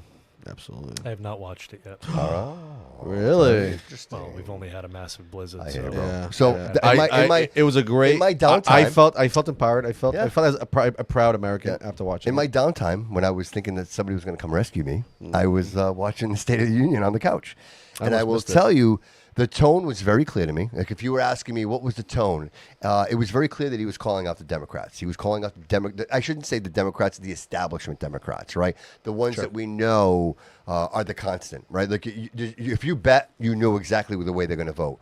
And so I thought it was important because I think, you mentioned it earlier, like who's next? Right? Is it Vance? Is it Rubio? Yep. Right? And I think this is what the setup is right now. I think he's laying the groundwork that obviously, the midterms are coming up. And so I think what he's exposing is that the establishment doesn't give a fuck about you anymore. And excuse my language, but that's what it's come down to. Where as an American, thank you, as an American, right?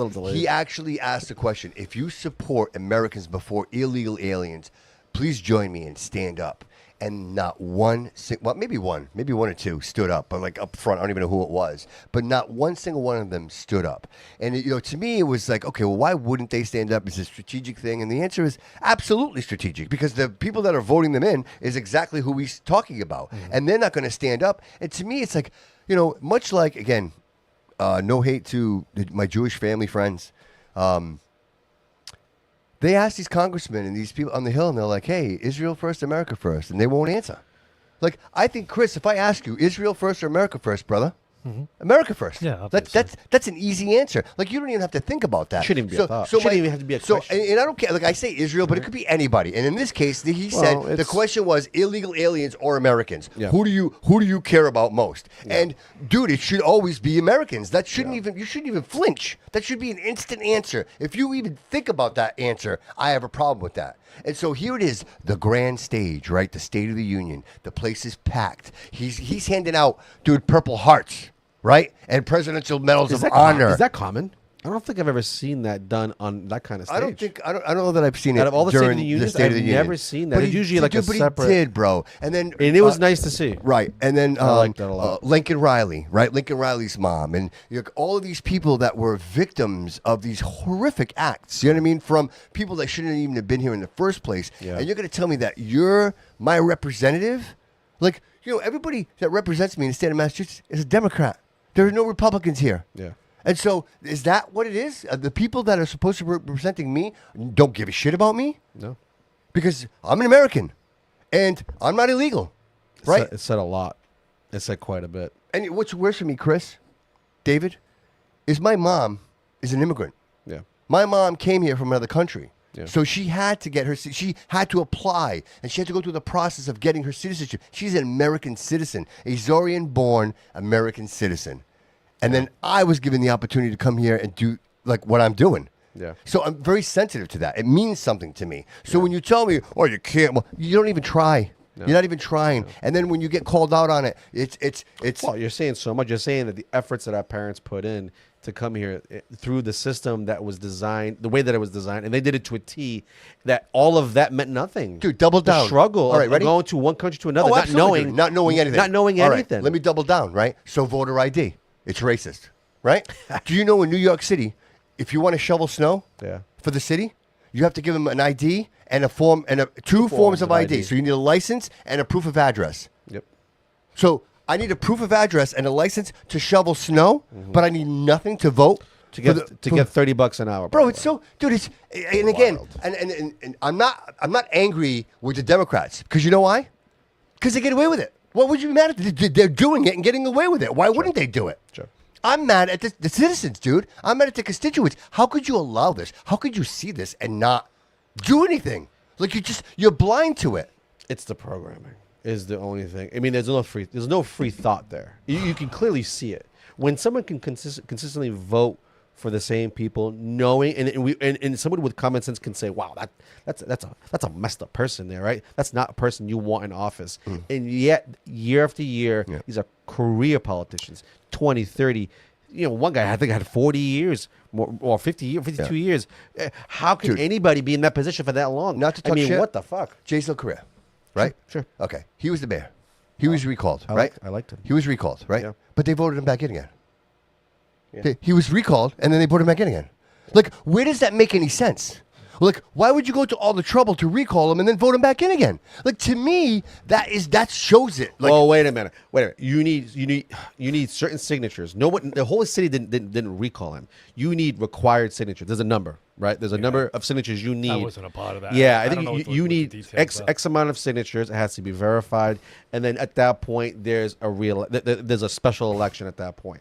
Now it's up to the people. Now, getting a recall doesn't mean that the whole city wants him out. It's just those people that signed that paper want him out. So which clearly was not enough. So when right? So when he was going through that, he wasn't doing mayor stuff, right?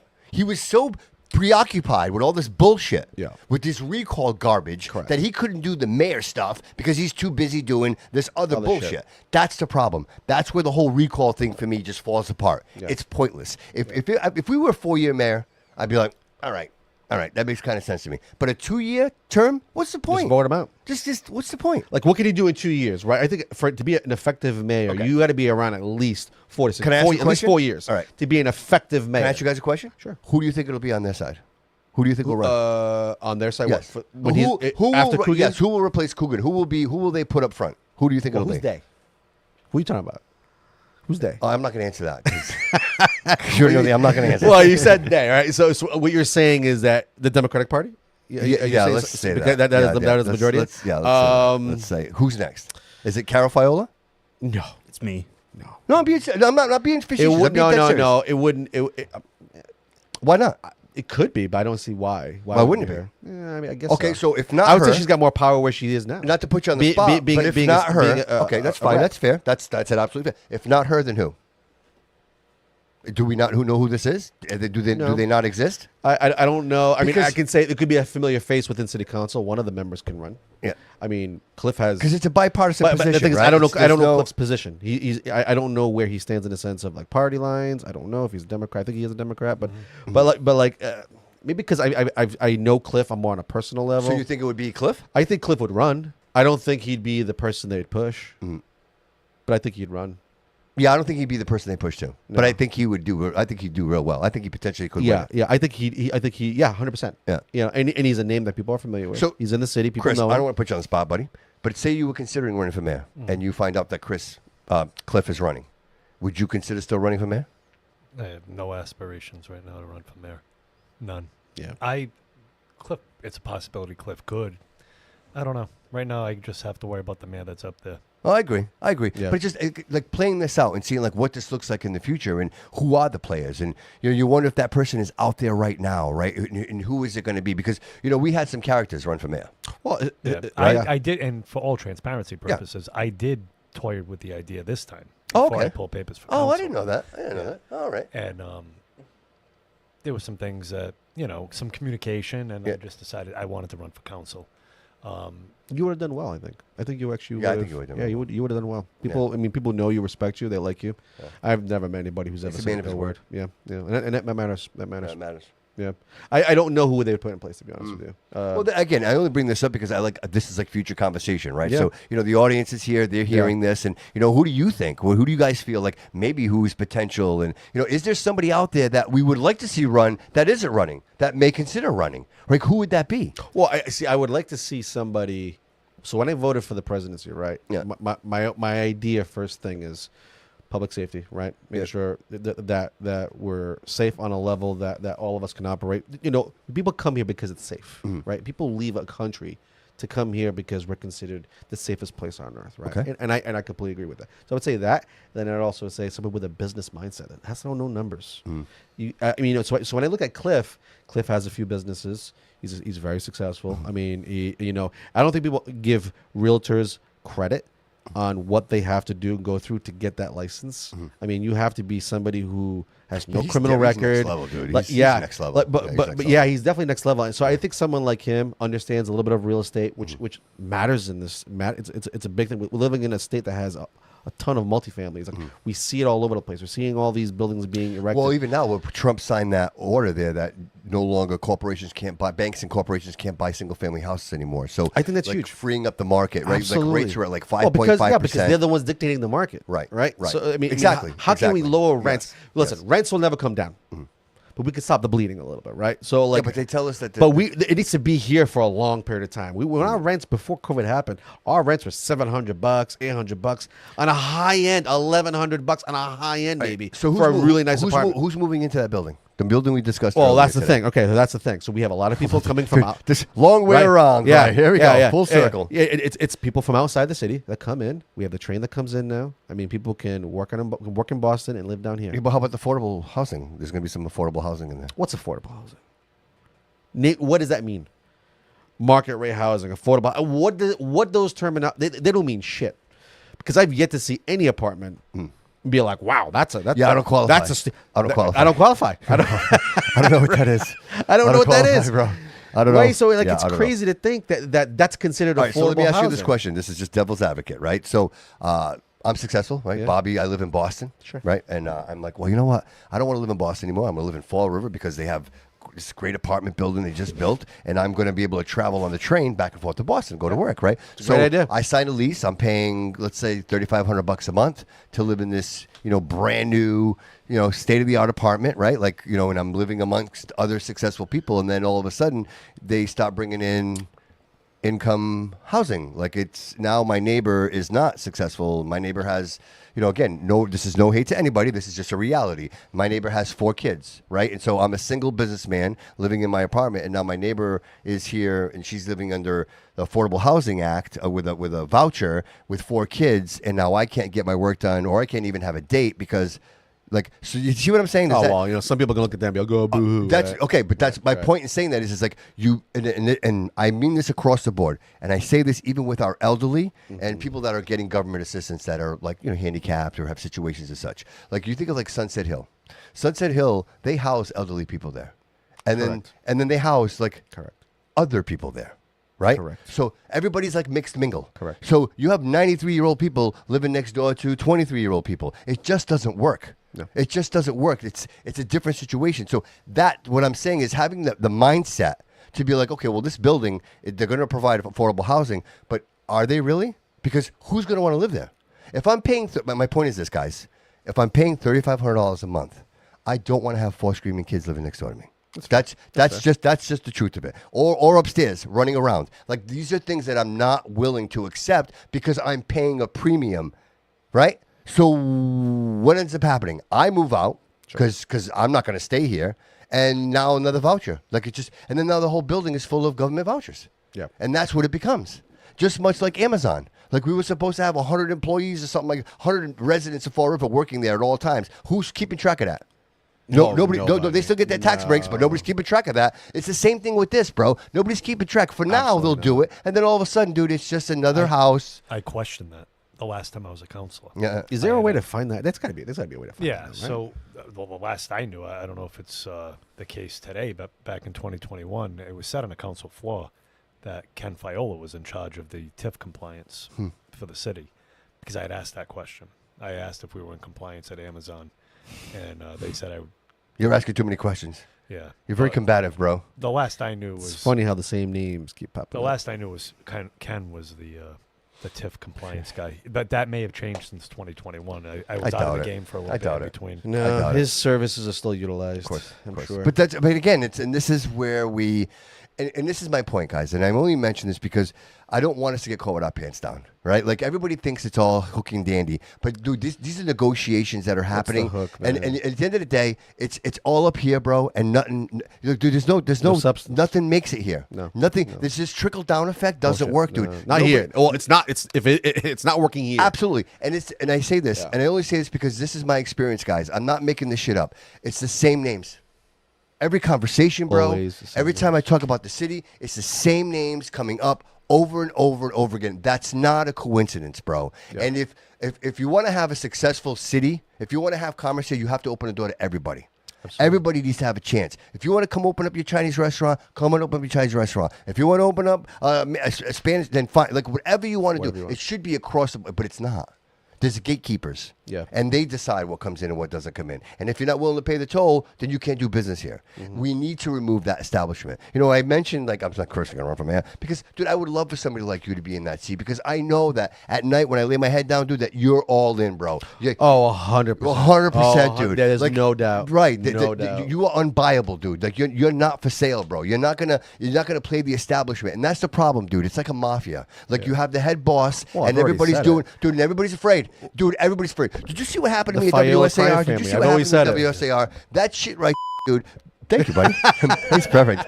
That right there in itself is proof positive of what's actually happening. Look, that little microcosm is what's happening Yeah. in the city of Fall River. That's not an accident.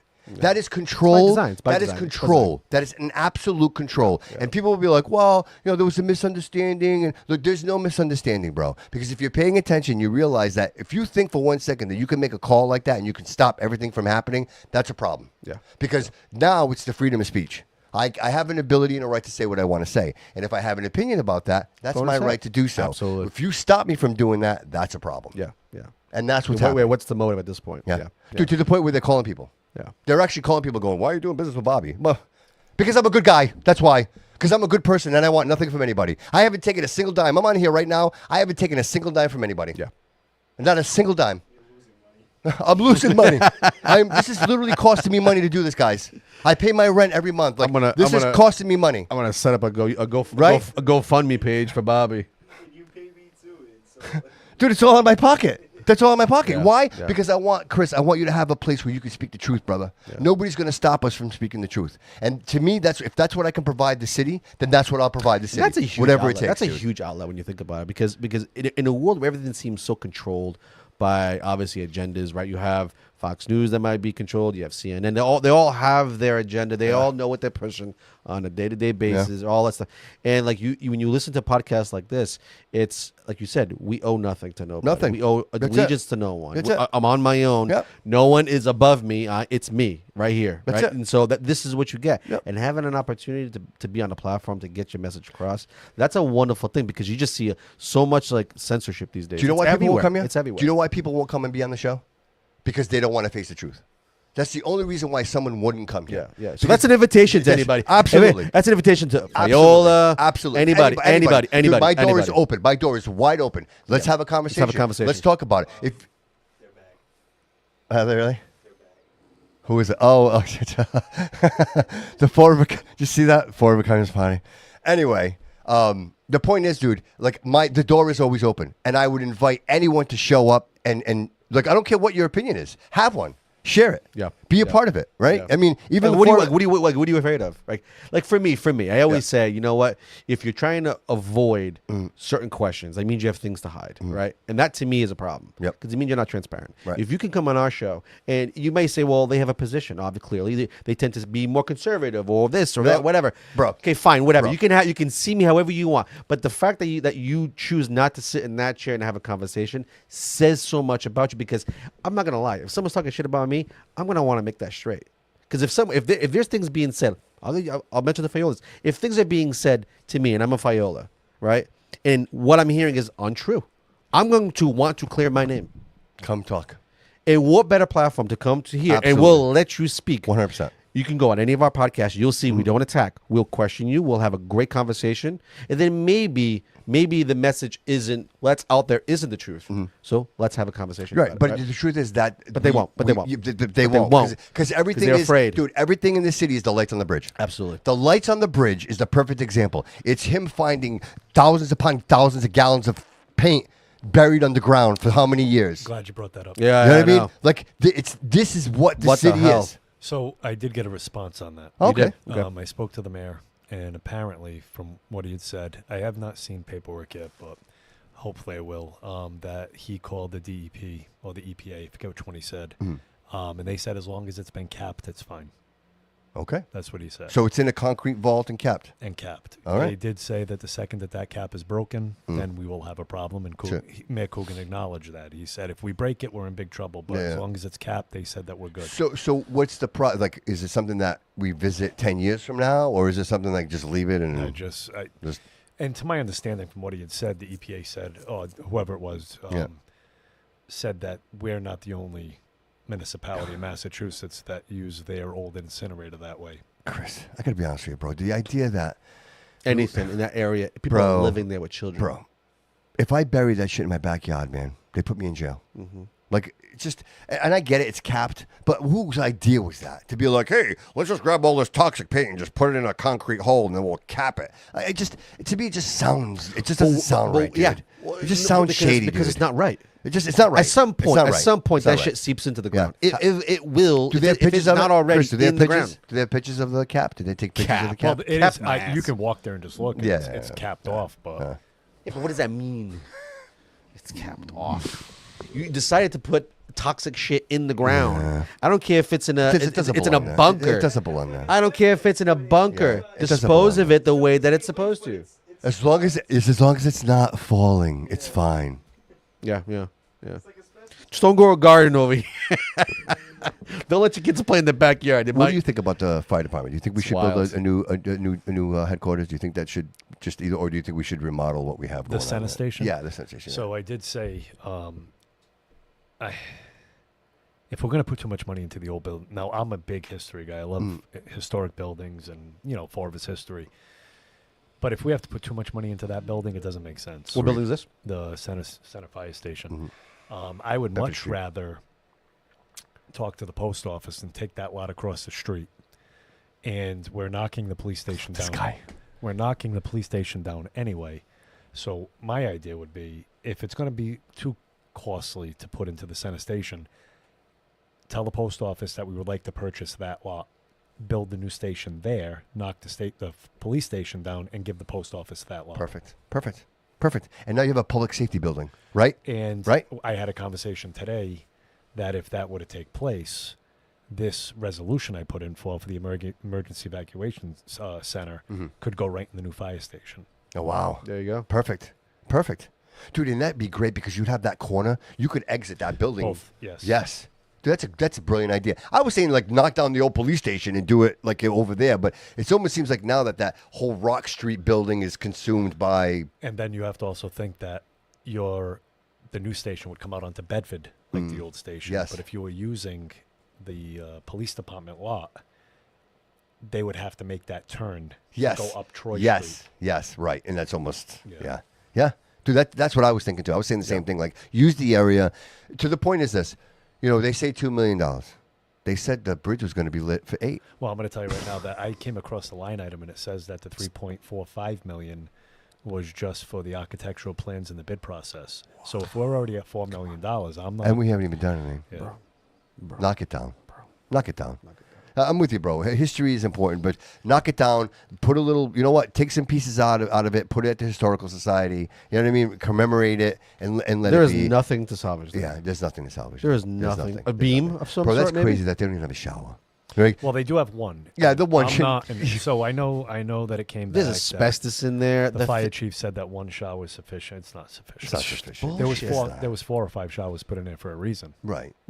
And that's contaminant, bro, right? That's that plenum, right? They go in these buildings, there's fires, all that soot and shit is all over them. These showers, I toured the building. Not right, the they're designed to decontaminate, right? It's I not went just to a that shower. building when I was a kid. We toured it. We went on a field trip and we went there. Yeah. And they give us a tour of that place. This is the one on Bedford Street, right? Yes. Yeah. Back it's then, critical, dude. It's back critical. then, Dude, it looked beautiful. It was stunning back all then. the water rescue, all the boats they're on that side there. They're all on that. Is that Hope Street? What, on the side of The police station. What is that? Is that High Street? High Street. High Street. High Street. That's the High Street side is where they keep all the emergency boats and everything else like that. So to have that. That would be Troy, right? There. Is it? Oh, it is Troy. Yeah, because yeah. It's when you cross the light that it changes. Yeah, absolutely. But having that all there in that same area, I think logistically, it's a perfect spot for it to be. Right near the waterfront. Right when you have these, hopefully when we bring back, What these- I also mentioned to the mayor was we have these developers coming into 79. We should offer some type of incentive, and I'm not a TIF guy, especially not for those properties.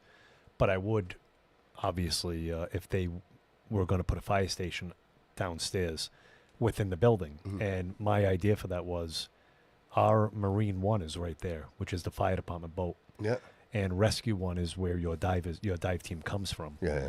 So we could move Rescue One if it made sense, Yeah, or move 79. Marine One. Marine One doesn't have a dry dock, so it sits in the water all year round. Oh, okay. All right. And to me, that's in itself is a sin because it's a multi-million-dollar Yeah. boat and Yeah. it doesn't come out of the water. Right. But again, that follows the past practice of the city of Fall River of not upkeeping anything that we own. Right. So that is a topic that I'm going to address soon, is to get that boat a Because you dry need to dock. get one of those boat lifts, right? Like set it up so that takes her out of the water. Yeah, You so know I what would mean? like to see that that one of these new buildings on the waterfront have some type of facility to house Smart. Marine One, Smart.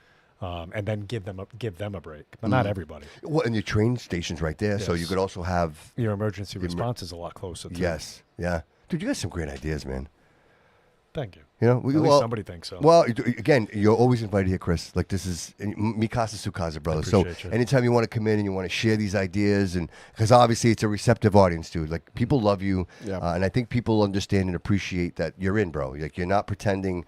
You're a straight up guy, you know. And I think in all the conversations that we've had, both like on personal note and here, like you're the same person. I want everybody to know that you're the same guy. Like you're not one person. 100%. Yeah, you're not one person. Like you are. Like you're genuine, bro. You're not a politician. I'm sorry, you're not a politician. In my book, it's I always say that. yeah, you're not. I'm a statesman. not You're a a you're a statesman. absolutely 100%. You're not a politician, bro. I don't consider you. There are people I consider politicians. That's the second person to hear that.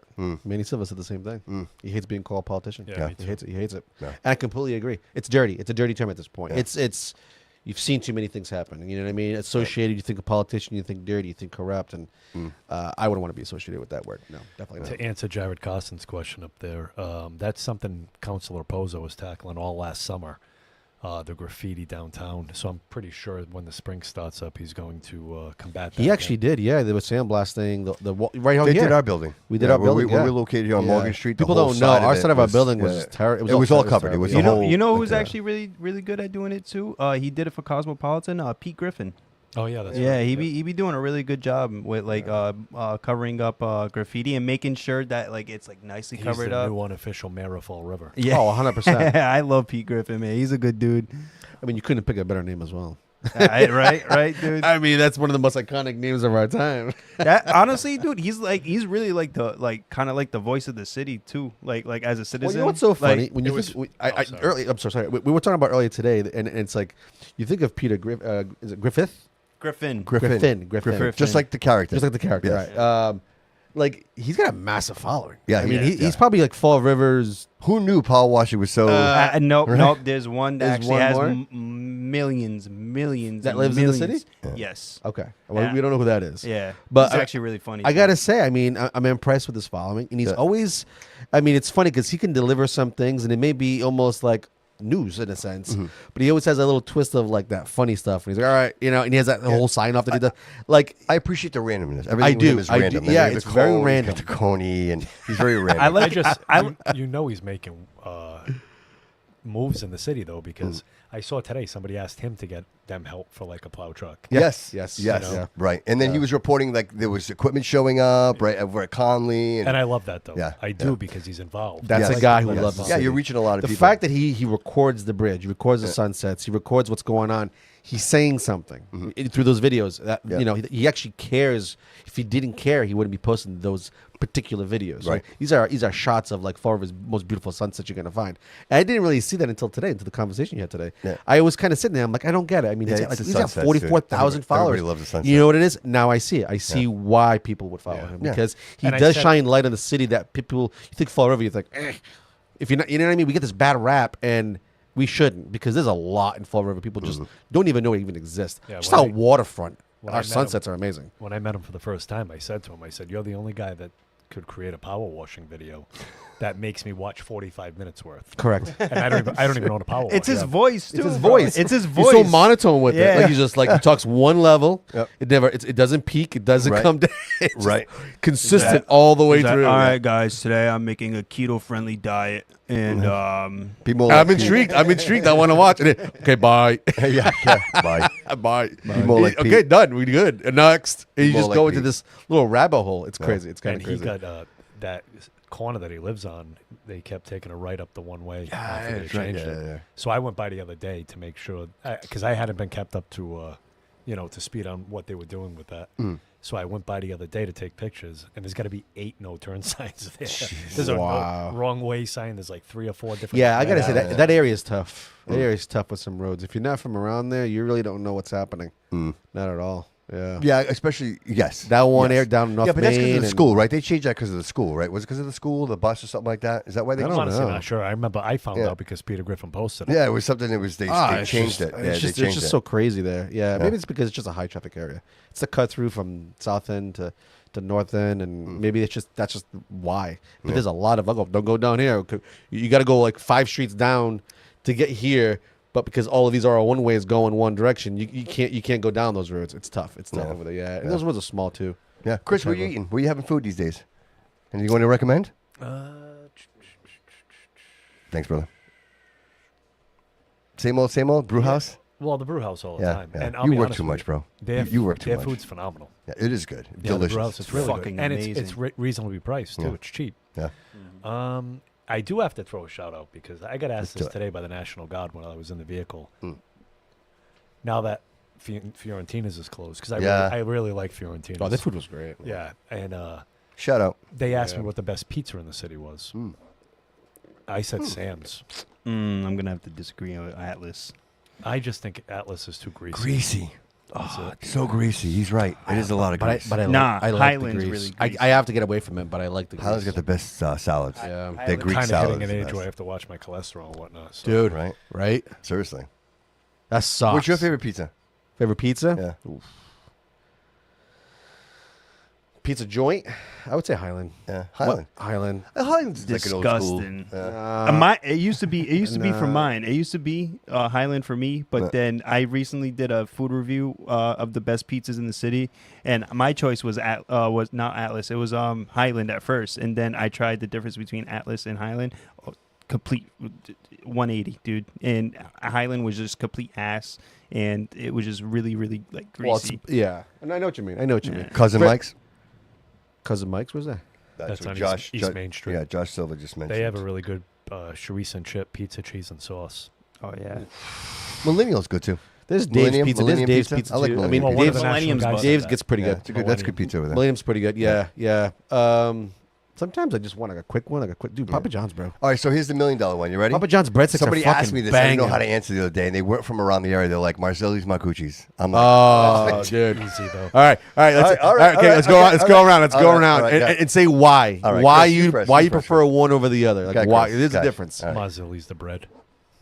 Same thing. I have to agree with them. The bread. Agreed. Yeah, Marzilli's. Yeah. Wow. So all of us, all four of us, Marzilli's. Marzilli's. Wow. You want to know why? The bread. The bread. Yeah, it's the If they bread. changed the bread, Yeah. I've gone to Marcucci's when Marzilli's was like closed. You know what I mean? it's Like, I'll. dude, I feel like I'm gonna break a tooth. Yeah. No shit. No. No. hurt I feel like I'm gonna. And listen, and it's not that. Listen, and there's people out there that love Marcucci's, and you know what? When I was younger, I don't know if they've always had that same type of bread. When I was younger, I always remembered like, Marcucci's was the place. Yep. But then at some point, the bread changed. Maybe I don't know. Something changed, and we started just going to Marzilli's. I don't know anybody that picks Marcucci's, and I'm sorry, guys, if you guys hear this. This is not any shade. It's just, No, it's no shade. it's not shade. yeah, but yeah, listen, right. this is just consumer report. If Yeah. you change That's your my bread, beach food. That's my beach food. yeah, it's my beach food. In the summertime, Dude, I'm going to have the you beach ever food. how big's a large? Yeah, How big's a yeah, large? yeah, yeah, It's yeah. gonna be at least 24. I got enough for me and the 32 seagulls it's that the are going to size take my of this food. table. Yeah, it's gigantic. It's a large. That's a large. All right, all So right. just know, get a small, guys, if All you want right, a personal size. where you guys going for your meat pies? Sam's. So Sam's. Sam's. Where are you going? Sam's. Yeah, Sam's. Sam's. Yeah, Sam's I mean, that's the definitely. iconic place. But when I lived on Harrison Street, it was Mario's because it was right there. But there's a different type of meat pie. Mm. Because if I want the regular meat pie and not the Syrian meat pie, you go to Hotley's. Hotley's, yeah, on South Main. Mm. Is that South Main, right? South Main? Yeah. Yeah, Next to the gas that's station. a good call, bro. He's right. Yeah, he's right. Wow. With that maniche. Ooh. That's I so just good. went, I went there the other day. Bro, I to love Sam's. Dude. I mean, think about the deal at Sam's, man. Like you walk in, you get like I don't know how, but they're like meat $1, pie's a dollar a piece, $1.99. $1.25 Dude, remember a piece, back in whatever the it day, is. it was just the beef. There was nothing else. Now you can get chicken, chorizo. Oh, they have the It's open there's pie, so the garlic many one. different- Yeah, you can only have so many of those before like your breath stank from just garlic. Oh, it's just pure garlic. It's We pure, should but I have- love it. But I there love should it. be more Sam's. There should be more Marzilli's. There should be more Marcucci's, man. I agree. This I agree. is what we need to bring back to the city, man. We got to bring all these restaurants. I love to eat. These me- places should be like big corporations now, not even like You know where those mom and places pop should be? stores. Those places should be on South Main Street. Yeah. All the way there. Yeah. Those little, Yeah. You know what I'm Because those saying? are, those are like Yeah. the staples in the city, man. Yeah. you know have what I those. For me, right like- there with a like, couple dude, of other restaurants, dude, bigger restaurants. Nick's and JJ's perfect spot. Yeah. Nick's and JJ's perfect Let me spot. ask you a question. You don't think like South Main Street, if you're going towards Government Center, right? If you're on South Main, so like the buildings to the left side, right? So opposite of us, right? Over Cherry here. and Webb. Cherry and Webb. The Cherry and Webb side. If you go up on those roofs, there's abandoned buildings. You could turn one of those buildings into a rooftop Oh, 100%. bar. Yeah, 100%. Easy. And the view is right there. Yeah, the the- sunsets are right Yes, you know there. what the problem is, dude? The only problem with that is I can help you with this. You got to talk to the Karams because they own all those buildings. That's the problem. The Karams own all they, of own South all, Main. they own all of them. They own stuff. I'm not even kidding. Oh, I know you're not kidding. I'm sorry. That's who you have to do. Cherry and Webb, like all those buildings, it's the Karams. They Come own on, those buildings. Karams. Let's get out there. Let's get Yeah. these buildings up. Do one of the things: either do something with them or sell them. Let's get some. Let's get some commerce here, bro. They don't want that No. because then it takes away from what they're doing in other parts of the city. I See, know the, it's all redistribution of money, right? If we put the money here, there's not enough money for this, so they want the money here. It's the same guy building all the buildings. It's yeah. the same guy that building all the buildings. I know the brew house is what I would like to see more of. 100%. You go in there on a Saturday Oh, it's night. a great packed. place.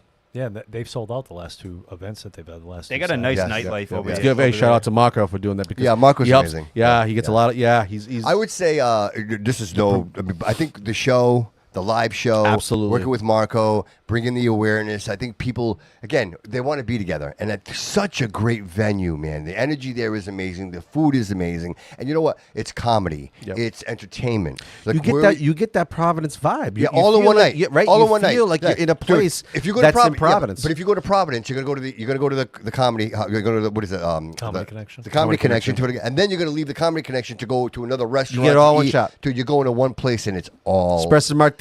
You don't have to leave, bro. You don't have to leave. And I'll tell you All what, night anybody long. who throws hate at the parking, I have not had any issues with parking over there. I always Neither find have I. parking. Neither have I. So I did. I filed a resolution. It was supposed to be heard on Tuesday, Yeah. but it's obviously postponed to address the lighting on South Main Street.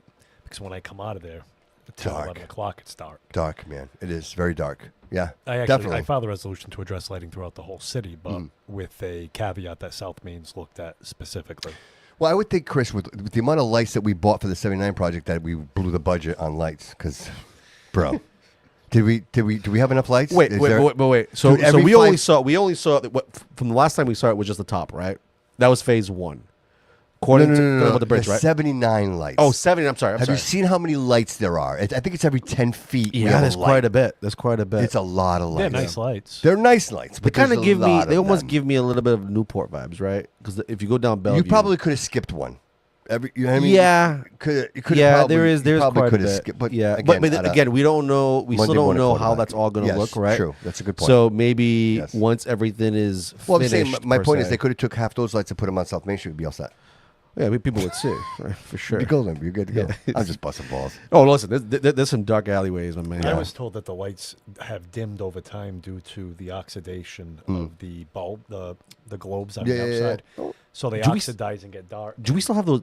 Is it it's still blue? It's still glass ones. Yeah, it's a blue pole, but it's like a glass Yeah, it's a ball, globe. like It's a big globe. Okay. And I think those are like those liquid halide. It's not a Yeah, LED. it's not I think an those are LED. like liquid Yeah, halide bulbs. They yeah. haven't upgraded those yet, which would probably make sense if they're going to do it. They probably do LED now. Yeah. You know, Chris. Before we get out of here, brother, what do you got for the audience? Anything you want to mention? To anybody? I mean, I know we just went through this whole situation in the city. If you could reach out to the constituents, be like, hey, this is what you guys should do to help us help you. What would you So- recommend? The biggest thing, the parking ban. I know it's a pain in the ass. I do. But you can't complain if you or your neighbors have your cars parked in violation of the parking ban. Reason I say that is, I'll tell you a quick story. On my way home after the first blizzard, I was getting a ride home from the DCM director, and we went to go turn onto my street, and it hadn't been plowed at all. And that was because I had a neighbor of mine that was parked too close to the curb in violation of the parking ban. So the plow couldn't take my street. I don't care that you're my neighbor at that point.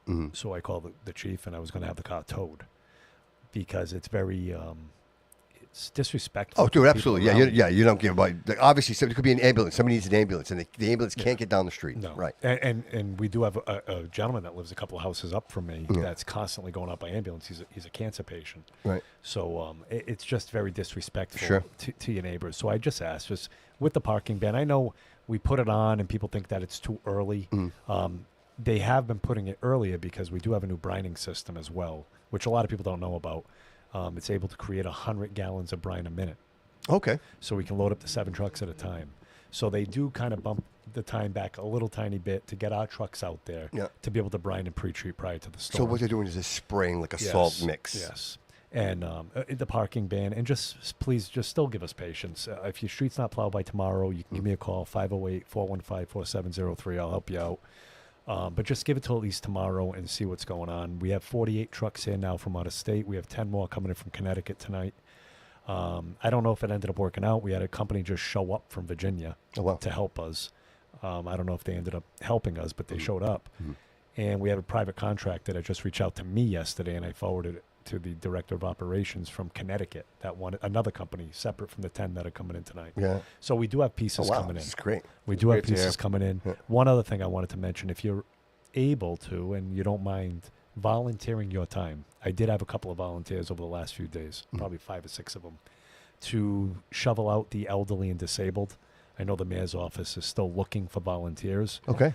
That's how we can give back to our community. 100%. You know, if you got an elderly neighbor, you can volunteer with the mayor's office. We'll come up with a list of elderly neighbors and disabled parties, and you can go out and help them. I love that. I love that. We'll have to yeah. share that information. Yeah, if you can get that to me, we'll share that with the audience. 100%. Absolutely. Yeah. Yeah, but that's about it. Is that going on through the weekend as well? So it's constant? Right now, as far as I know. So Okay. I know that this operation has been approved for another 24 hours. Oh, wow. Up at the emergency evacuation center. Okay. Emergency evacuation center. That's how tired I am. The emergency center up in the north end. Okay. So if you want to reach out to the mayor's office, I think it's 324-2600 and see if they're taking volunteers. And if you're elderly or disabled, you can call the same number or call my number again, 508-415-4703, and I'll put you on the list to have people come and shovel you out. Excellent. And that is shovel, like if you have a snow plow, if you have a snow blower, I should If say, you in have the a back of your shovel truck, you and, want to... yeah, and you're elderly and you need your Yeah. porch and sidewalk done, yeah, we'll yeah. send a volunteer over. That's to help you amazing. out. That's awesome. That's great. fantastic. Yeah, you know, it's funny. We've seen a lot of that. We still see it. You can drive through the city, you'll see it. You can see a lot of people still And snowed in, and To answer George's question, 100%. That I'm What is against that? tips for the waterfront. That's unless they're putting a fire station in the building. Yeah. Nobody should be getting a tax break down there. it's good information. I want to be like, yeah, but What do you mean? it's the 79 project. This is... Give it time. I'm just going to watch. I'm gonna follow. I'm gonna watch. follow. I'm gonna follow. I have Chris's lead. I have faith in Chris. Yeah, I'm gonna follow Chris's. But lead. but unfortunately, this is like there are powers at work here, dude. You know what I mean? Sure, Well, sure, if somebody sure. looks at me straight But I- face and but I- says the 79 project is a masterpiece, I'm like, I trust Chris to the point where if something was Chris is our going guy. on, yeah, he's our guy. Chris is our If there's something that's not right and Chris knows about it, I don't see him being quiet about it. So, and that's where that's where I put my comfort. Well, he's just I getting know one of us, so. the people exist. I know those type of groups exist, and I know they're gonna do whatever they're gonna do. Yep. But knowing I have someone like Chris and maybe a few others in the city council or in that position to keep an eye on things, I can sleep a little bit better at night Sure. knowing that. So, I mean, I'm not that worried. anything else, Chris brother? is in place. That's it. Jody Joe, what do you got going on, buddy? Nothing actually this weekend because of the snow and stuff. But Nothing scheduled. You said you had a meeting with Warak.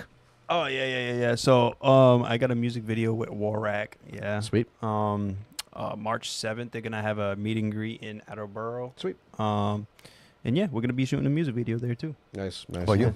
You got going on? Dude, snowstorm really set me back. But yeah, work's been crazy. Yeah, what is it? What is it? Like nothing, right? Oh, right now this is our slow season, right? So like we should be getting this is where we start seeing a little bit more business kind of trickle through at this point, going into March.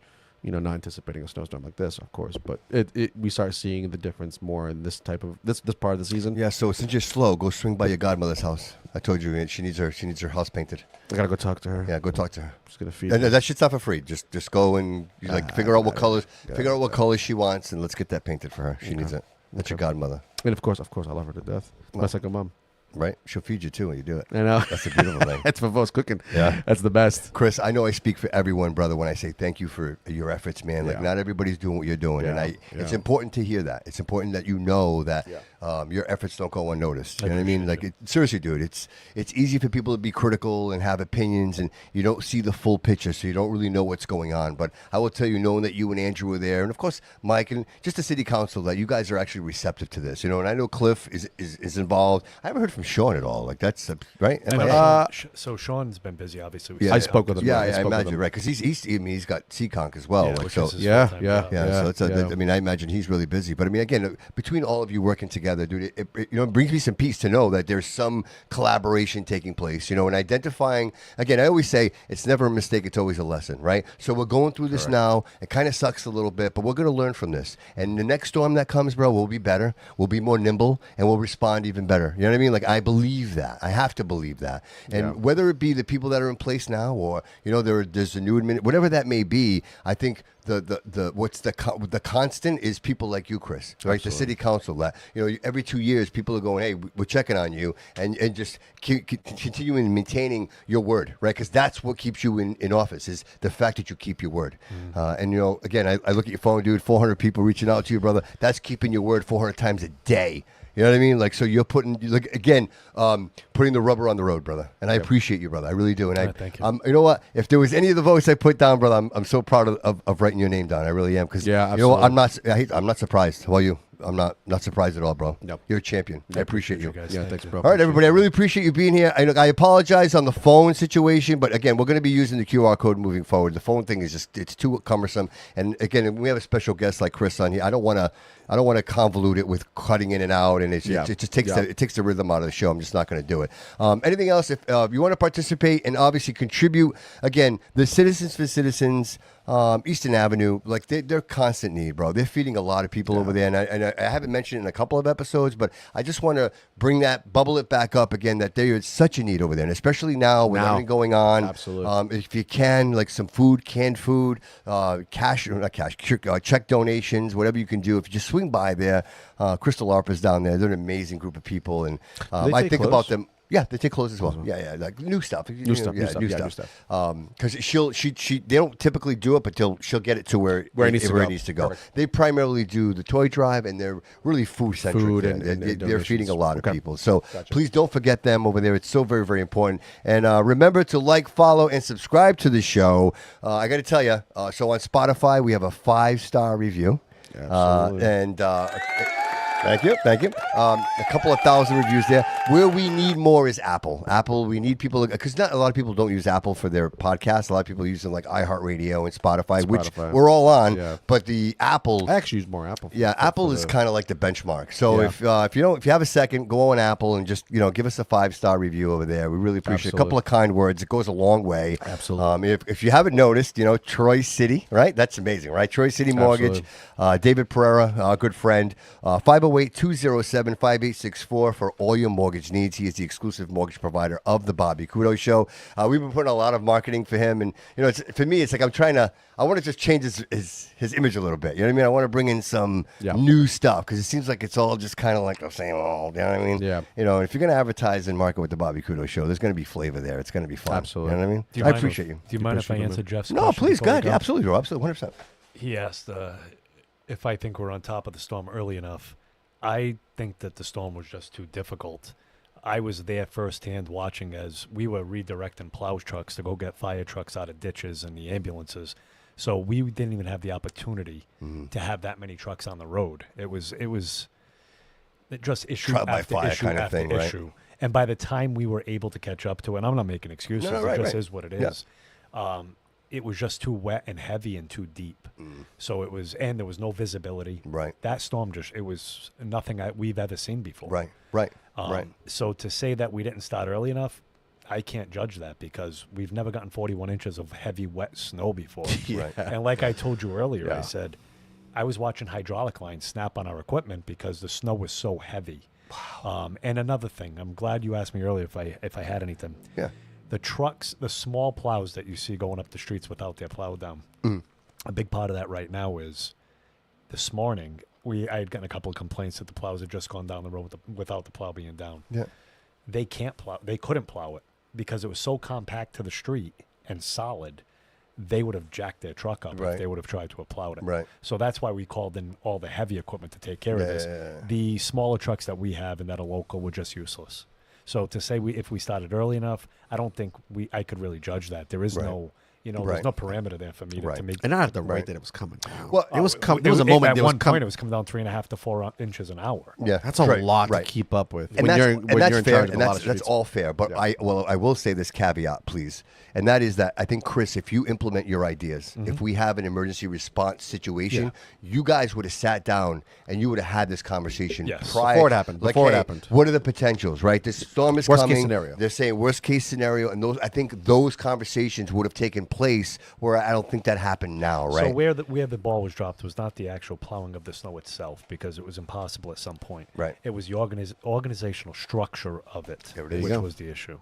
100%. That's what I feel. Well, you kind of see it. Yeah, but again, on the other side of this, guys, we're learning from this, right? Yeah. Nobody knew there was an app, right? There's an app now. You can actually go in and see what streets. Like that's something that I learned. Somerset even started using it. So there you go. So it's very smart. And it's a very smart thing.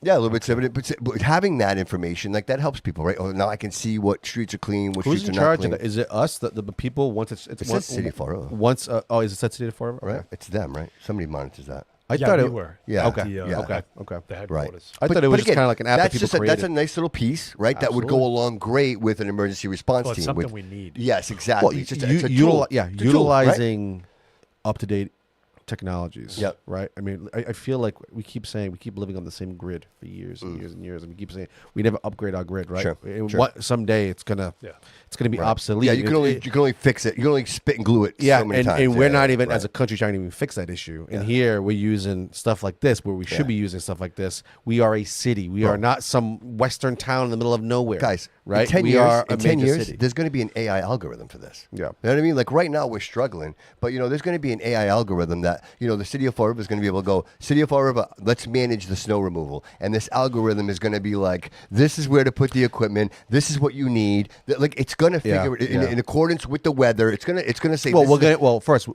order for that to exist here, Yeah. we need the right leadership. Well, again, yes, but that will come. You can't have That will somebody come. who thinks that using the same methods 20, 30 years But that will ago come. we did. That will come. That's what I believe. And so you have the human intervention in the setup and in the process, but there'll be an algorithm that says, "Hey, you guys need to get into this section. This is where you need." I bet you that already exists. I bet. Oh, you 100%. That's already. We out just there. need the Yeah. young guys to bring in the technology. To bring in the technology. Absolutely. Listen, We if need to I don't bring end this, we're going to be here all night because Yes, I love yeah. talking to you guys. Like the energy in this place, dude. Chris, I love having you here, man. Like I said, I mentioned it earlier. Shout out to Michael D'Almeida, by yeah. the way. He said he wants to be on the show. All right. He'd actually We'll get be him great. in, too. He'd be great. Yeah, we'll get him in too. I would come out with Mikey. Me and Mike, I've known Mikey for years. Oh, that'd be great. Oh, Mikey, All right, we'll do that. Mikey's hilarious. All right, we'll do that. We'll Very absolutely good do that, guy, bro. good yeah. guy. Yeah. Dude, I appreciate you always being available. Like appreciate you having you're me. just, dude, you're always available. Anytime I reach out to you, dude, you're right back to me. And I know that I mentioned it earlier, but I'll mention it again. Happy birthday to you and Kat. Thank you. That was such a great time to hang out with you guys. It was just a wonderful night, and I look forward to doing that again real soon. And so social table events, go look them up. Marco's got a lot going on right now. There's an Elvis event coming up. I apologize. He was supposed to call in today, and he probably did, and I missed his call. So we're going to do social table events. There is a Elvis event coming up. I think it's this weekend. And then we have the St. Patrick's event that's coming up. And then there's another Sinatra night, I believe, that's kind of out there. Sweet. So, again, follow me. Go take a look. Yep. Or social table events, and Marco's got them all listed there. I will say that I got a huge guest coming up. Like, this is big deal. Yeah, maybe. Yeah, well, the two, yes, but this next one, the next one that's yeah. going to be in here is a big deal, and I think it's just a testament to the show and the growth of the show, and I think there are more and more people that want to be a part of this and realize that this is a catapult of truth, right? Like, this is a platform where you could speak the truth and you're not going to be ridiculed for it. We're gonna work through it. So, Absolutely. I'm looking forward to that. I appreciate you, brother. Thanks for being here. You too, Chris, man. thank you so much for being Thank here. you. Jody, thank Thanks, you so Chris. much, bro. Remember, everybody, like, follow, and subscribe to the show. Remember, everybody, remember, all Always. roads. No, go ahead. no, Go go, ahead. go, go, Yeah, let's ready? try it again. All right. All Roads roads lead lead here. here. There we go. He had a couple of drinks, guys. Hey, peace out.